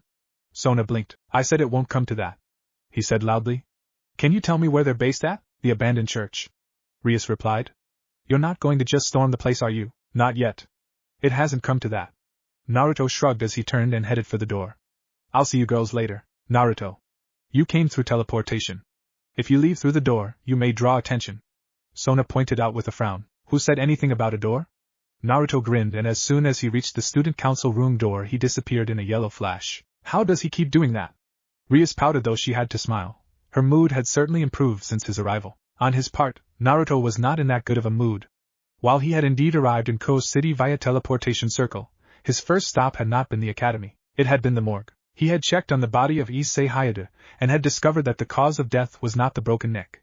It was not a physical wound of any sort, but a spiritual one. If a sacred gear is extracted from a host, that person would die in short order. That was a certainty of the supernatural world that come into being due to the various groups that had attempted, and in some cases succeeded in ripping a sacred gear out of the person who had been born with it. The reason was surprisingly simple if you had the right background in magic. Sacred gears were within the soul of their possessor, and wrapped around them were all that person's magic circuits to some extent, allowing them to use the divine tool. Simply ripping out the sacred gear also ripped apart the magic circuits, and with them the portion of the soul they were sprouting from, always the brain and the heart, leading to certain death for the host. Issei Hayate's corpse showed all the signs of such a thing having occurred. On his part, thanks to his six-path senjutsu, Naruto's senses were acute enough that he could sense a person's magic circuits perfectly. The Byakugan allowed Hinata and Hanabi the same. Because of this, they could first sever the connection between the host and the sacred gear by untangling the latter from the magic circuits before finally extracting the divine tool safely. Same with devil arms. It was how they were able to implant the devil arms in each other to test them out and then remove them. The fallen angels, however, lacked such means. Indeed, Azazel had made great advancements in his research on sacred gears to the point that an extraction was much less painful, and it left the body intact. Hell, from the look of Hayate's body, he had even lived a while longer after the extraction, short as it was. But in the end, that was the best the fallen angel leader had managed in terms of extraction, and abandoned the research to avoid further loss of life, now focusing his attention on creating artificial sacred gears, if their informants were to be believed. The blonde also knew that simple possession, never mind use, of the devices capable of extracting sacred gears had been outlawed by Azazel, which means that more than likely these fallen angels are not acting on orders. Naruto concluded. He was tempted, oh so tempted, To just barge into that church, kick their asses and then drop them on Azazel's doormat with complaints and threats. It would be easy too, and the various pillar heads would likely praise him for it, which was all the more reason to not do it. Plus, Sirzek seems to believe that within the year we may be able to hold a peace treaty with Heaven and the Grigori. So I probably shouldn't cause an interfaction incident just because a handful of low-ranked fallen angels, ones acting against orders at that, ruined Rias's plans of recruiting the current Sekyudai. He concluded as he observed the church from afar through his sage mode. Within the abandoned church, specifically in its basement, he could sense a couple dozen human signatures as well as 4 fallen angels, probably stray exorcists. He mused as he focused on the human signatures before turning his full attention to the fallen angels. 1 make and 3 female. The male and one of the females are significantly older in essence, the female one being quite a bit stronger than the rest, not 4-winged yet but close. Though the younger females are not as young as to have been born rather than be made by God, I would not be surprised if they were among the many who fell once God died, he decided. He was about to leave when something caught his attention. It was another energy signature, though it was faint and apparently fading already, yet at the same time quite potent. Draconic energy of this quality, could that be the boosted gear? He wondered anxiously. It's not attached to anyone, so it probably rejected being implanted in a new host. I heard sacred gears that contain souls are like that, he thought. I can't risk that remaining in the hands of the fallen angels, he decided. Without another thought, he immersed himself further within sage mode, completely erasing his presence, before using the Mujin Meisai he had learned from Koko. It was the same technique that had earned Mu, the second Suchikage, the moniker non-person, as it completely erased the user's presence. It was a camouflage jutsu superior to both Jiraiya's Totan Jutsu and Iwagakure's traditional Maiseigaku no Jutsu, but it was to be expected considering it was created using Koko's control over vapors as inspiration. And with sage mode strengthening it further, Naruto walked right into the church, past the fallen angels and stray exorcists, and grabbed the Red Dragon Emperor's gauntlet before walking out, leaving a Kaiga Bunshin under a henge as replacement, just in case they tried something with it. And if they did, the clone would dispel and they would think the boosted gear had been recycled into a new host. He also took stock of the fallen angels. The male looked like a middle-aged looking man with short black hair and dark blue eyes. His attire consisted of a pale violet trenchcoat over a white dress shirt with a matching ascot, black pants and shoes, and a black fedora. The oldest female was also the most scantily dressed one. Her attire consisted of a bra and thong that seemed made of leather straps, gloves that run right up her arms, thigh-high heel boots and shoulder guards, all in black. She also seemed to be the leader given how the rest seemed to defer to her. She was a violet-eyed beauty with dark hair that reached her waist with a busted seductive body. Not on par with his more voluptuous lovers, but a beauty nonetheless. The tallest amongst them was apparently also the youngest from what he could sense. She was a tall and buxom woman with long, navy blue hair that obscured her right eye and brown eyes. Her attire consisted of a violet, trenchcoat-like top with a wide collar, a matching miniskirt, and black-heeled shoes. The trenchcoat top was open at her chest, giving view to her breasts and cleavage. She also wore a gold necklace around her neck. The shortest, appearing to be in her early teens by human standards, was a girl with blonde hair styled into twin tails and blue eyes. She wore a gothic Lolita attire, which consisted of a black Lolita dress with white frills, a large black bow on the front, and a green jewel embedded on the collar, white thigh-high socks, and black shoes. She also wore a large black bow on top of her hair. All in all, he was not overly impressed with them. Oh, they interested him for several reasons, from who they were working for to what the hell they were thinking. Messing around in the city of two mouse siblings, but that would have to wait until later. The older two had some skill though, he could tell from the way they moved, especially the female leader. Her walk was that of a predator, even if he sensed quite a superiority-inferiority complex within her. Before he could get too far from the church though, he felt them teleport away, and extending his senses he felt them appear around an area under a barrier within which were Rias and her peerage. Before he could even begin teleporting there himself, though, the devils teleported away, leaving only 2 people within the barrier, and one of them held Twilight Healing, a sacred gear capable of healing anyone regardless of their species. The whiskered super devil instantly identified it. How could he not? It was amongst the first 10 sacred gears he had extracted from strays. It was also the second hardest to replicate as a devil arm due to the tendency of demonic energy to cause harm rather than heal it. Even now both Twilight Healing and its still unnamed demonic variant were implanted inside Sakura, who took great pleasure in using them during her duties at the top hospital in the underworld, which was run by the Citri, where she was amongst the top healers. After all, the 2 devices allowed the user to use healing on par with regeneration, and the user did not even need to have a medical background to use it, as the devices both scanned and chose the optimal way of healing a wound. If the user did have proper medical knowledge though, that's when the sacred gear and devil arm truly excelled, practically doing miracles. And I have a pretty good feeling what's going to happen to her. Naruto frowned as he thought of the female sacred gear bearer. First things first though, he decided, and within the next second he had reappeared back at Ko Academy, specifically in a corner of Rias' occult research club room where he had had a clone place a Horatian marker. Naruto! Rias exclaimed in shock. What happened? Are you alright? Naruto demanded as he swiftly approached her and inspected the burn mark on her right side of her face. I'm fine. It was just some holy water. Rias tried to turn away. Naruto was having none of it as gently held her head still while he placed his free right hand on her face as it lit in a dark orange aura of chakra. He smirked slightly though when Rias let out a pleasured moan as his potent yang chakra regenerated her flesh to peak condition. That's better. Can't leave your pretty face scarred, can we? The whiskered blonde asked teasingly before becoming serious. What happened? A stray exorcist. Rias sighed. He killed Kaniko's client before she got there and attacked her. We went to back her up, but had to retreat when fallen angels arrived. None of you are hurt, are you? Naruto eyed Rias's servants. Her knight was Yudokiba, a handsome second-year blonde teenager with gray eyes. He was also a sacred gear user, possessing the sword birth which allowed the creation of demonic swords. In truth, Naruto had discovered that he possessed the second sacred gear, the blade blacksmith which allowed the creation of holy swords. Given the boy's hatred for holy swords given the inhuman project of the church he had been forced through, Naruto had decided to keep that bit of information away from the knight for the time being. Her rook was Kaniko Tujo, a petite first-year girl with white hair and hazel eyes.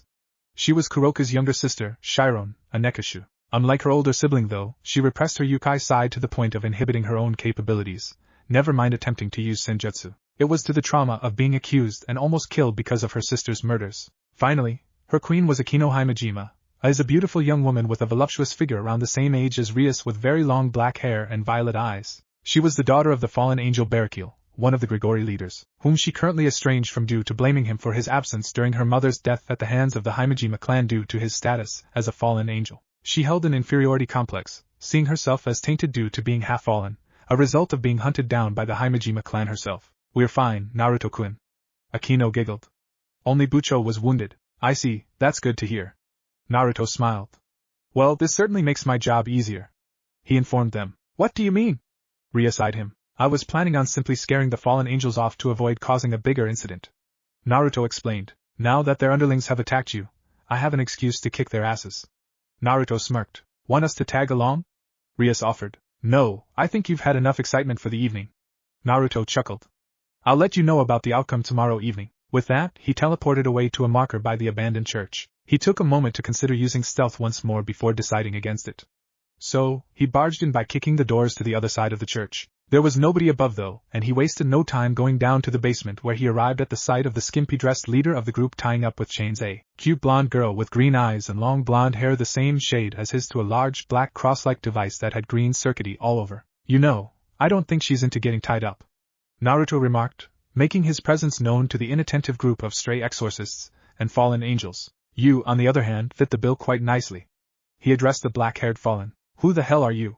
She demanded. I sensed some demonic energy from him. He must be one of those devil brats that serve the Gremry and Citri heiresses. The male fallen remarked. It doesn't matter, we have more important things to do.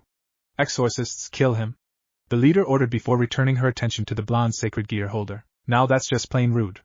Naruto ignored the advancing stray exorcist as he strode towards the altar. The fallen angels ignored his words, but they could not ignore the screams of agony coming from the exorcists, and when they turned around they were greeted to the sight of them, all being pierced through several parts of their bodies each, though always the chest, by golden chains made of pure energy that soon faded, allowing the corpses to drop to the floor. Naruto himself was casually strolling through a path towards the altar that he had left between the bodies, his eyes fixed on the unnerved. Middled, Kalawarner, Danasik. The black-haired female fallen called out. Kill. My name, which you asked earlier, is Naruto Uzumaki. The whiskered blonde spoke pleasantly, and just like that the words died in the violet-eyed fallen's mouth as she paled. You might have heard of me. I work directly for one of the Mao, Ajuka Beelzebub, as his queen. He continued. At this piece of information, the other fallen angels, and even the bound human girl, shared their leader's reaction. Now I don't suppose I need to explain to you how exactly you've annoyed me, do I? Naruto tilted his head. You've killed a human in a town under the supervision of the Citri and Gremry pillars of the underworld, specifically the sisters of the Leviathan and Lucifer. You've then gone and killed one of the Gremry's customers and even attacked the heiress with holy water. We didn't. The lowly blonde protested. The actions of your exorcists are your responsibility. Naruto cut her off. And now you're about to do what? Harm another human sacred gear user? For all rights, I could kill the lot of you and I would probably get a call from Azazel to thank me for getting rid of some traitors. We're not traitors. Reina growled. Really? Naruto raised an eyebrow in disbelief. Tell me, then, under what orders were you sent to this city under? And what are your names? I am Rainier, the blonde is Middled, on her left is Kalawarner, and on her right is Danasik. And this girl is Asia Argento. The black-haired fallen said quickly. We were sent here to keep Issei Hayato under surveillance, under Azazel's direct orders.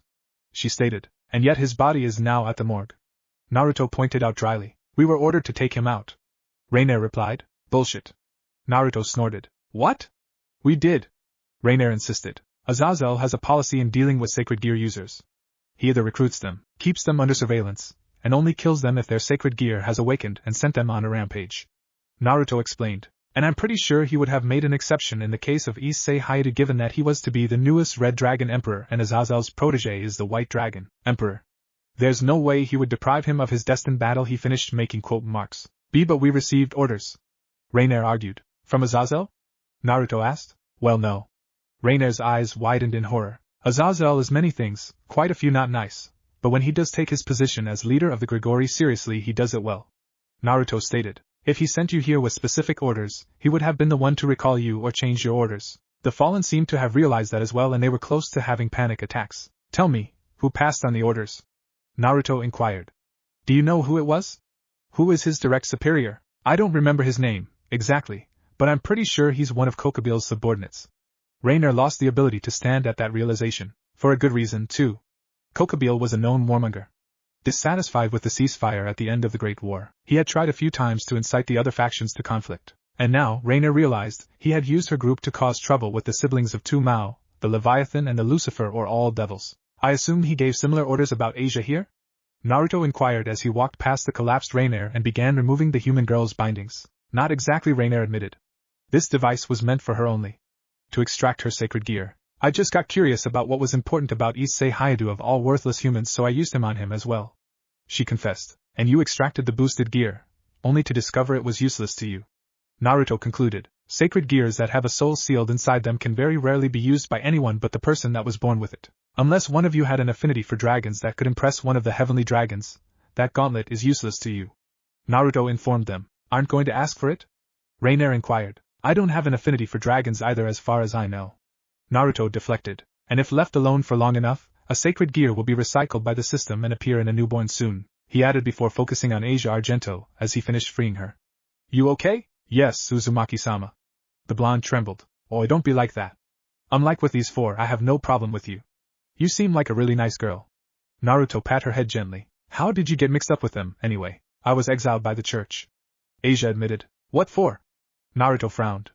This girl was perhaps one of the purest souls he had ever met. What could she have done to warrant that? I healed a devil I found injured. Asia admitted. So much for all the church is preaching about showing kindness to all.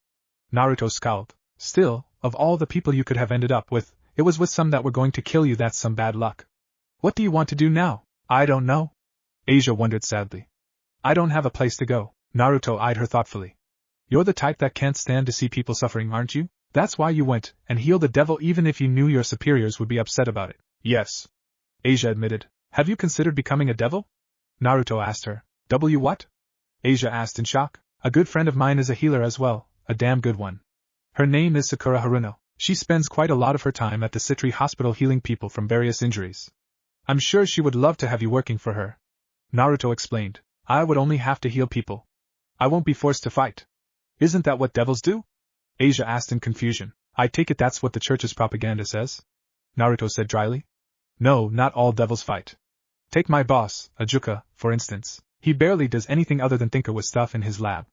I doubt he's fought at all since the Civil War. Sakura will teach you a few things so you could at least defend yourself, but most of the time you'll be healing people. I would like that. Asia smiled slightly before she gave him a scared look. But won't I go to hell when I die? No. Naruto chuckled. The thing about devils, angels and fallen is that we are partly spiritual beings, so in exchange to having very long lives, making us near immortal, we don't have afterlives like humans do. Our souls simply get recycled, wiped clean and reincarnated in new forms without any memories. We basically live our lives and afterlives at the same time. So no hell? Asia asked timidly. No hell. Naruto replied in amusement. Asia began only to pause when Naruto patted her head. Take your time. This is a life-changing decision, he advised. Even if you decide not to become a devil, at the very least I'll have Sakura give you some advice on using your twilight healing since she has one as well. Asia nodded thoughtfully as Naruto returned his attention to the fallen angels who had gathered together, and were whispering to each other. Now then, what to do with you four? Naruto asked himself as he began releasing a bit of his power which by any other standards was a lot. Is it possible to work for you? Reiner trembled. Come again? Naruto blinked. We can't go back to the Grigori. We'll be seen as traitors. She admitted bitterly. Even if we try to explain to Azazel that Kokabeel interfered, it won't end well for us. We would not be the first ones Kokabeel made disappear for being loose ends.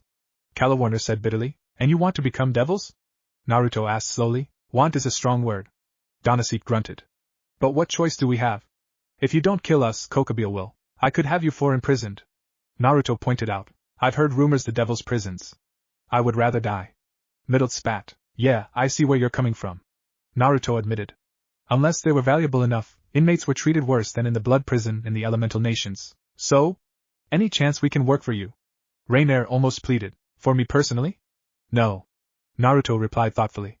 While I have a couple pawns left, they're both mutated pieces and you never know how badly they can react when used on people worth less than the evil piece used. We're not weak. Reiner snarled. I'm a high-tier ultimate-class devil. My regular pawn pieces are each worth more than a rook piece of an average high-class devil. My mutated pawns are each worth more than a queen piece. Naruto revealed. Are you arrogant enough to believe you would be worth a queen? No. Reiner grit her teeth in humiliation. I'm not trying to put you down, you know. But if you don't know your limits, you won't live long in this world. At your age, I'm surprised you don't know this already. Naruto pointed out. I know all right. Reiner said bitterly. Naruto eyed her thoughtfully a bit before continuing. I do know a few people who would accept some of you in their peerage at my recommendation. The Whiskered Devil told them. Any of you good at stealth missions? I've done my share in the past. Danaseek admitted. Shikamaru Nara, Bishop of Beelzebub, would accept you as a pawn. What do you say? Naruto eyed him. Okay. The man sighed. Alright, I'll introduce you to him. Word of advice though. While Shika may be the laziest guy you're likely to meet short of the Mao Asmodeus, he's also the smartest guy I know other than Ajuka, our boss. If you try to betray him or anything of the sort, you won't even know when you've died. Go it? Why yeah. The fedora-wearing Fallen gulped. Now then, which of you would be willing to work for Rias Gremory? Naruto asked the female Fallen. You're kidding me. Middle blinked. Nope. She was hoping to get a pawn out of Hayadu. She would have to look for another now, so why not one or two of you? Naruto pointed out. I'm not working for the spoiled princess. Reiner growled. Rather than answer her, Naruto focused on the other two. Fine. I'll do it. Calawarner sighed. But I'm not going to play student like the rest of her servants. I wouldn't mind going to school. Middle admitted, drawing looks from her comrades. What?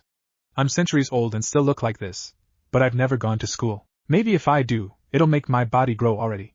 She said in annoyance. I don't know about that. It sounds more like a mistake God made when creating you. From what I've heard, he was getting pretty careless before the Great War ended. Naruto finished awkwardly, but he could see it in the eyes of all four fallen angels that they knew what he had avoided saying. You Uzumaki-sama, Asia called to him. Naruto is fine. He cut her off. Naruto-san then? Asia nodded to herself minutely. Could I go to school as well? I'm pretty sure Sakura would insist on it anyway. She was always a nerd. Naruto admitted. In the human world, I mean. Asia added. It can be arranged. Would you like to attend Ko Academy in this city? Naruto offered. I would love that. Asia gave him a beautiful smile. Great. Naruto returned it before turning back towards Reiner, where it became a thoughtful frown. Which leaves you, Reiner. Any particular skills that would help me place you? You sound like I'm some puppy you're trying to find a home for. Reiner grumbled. Not far from it, little bird. Naruto teased. Let me guess. Next you'll call me a crow.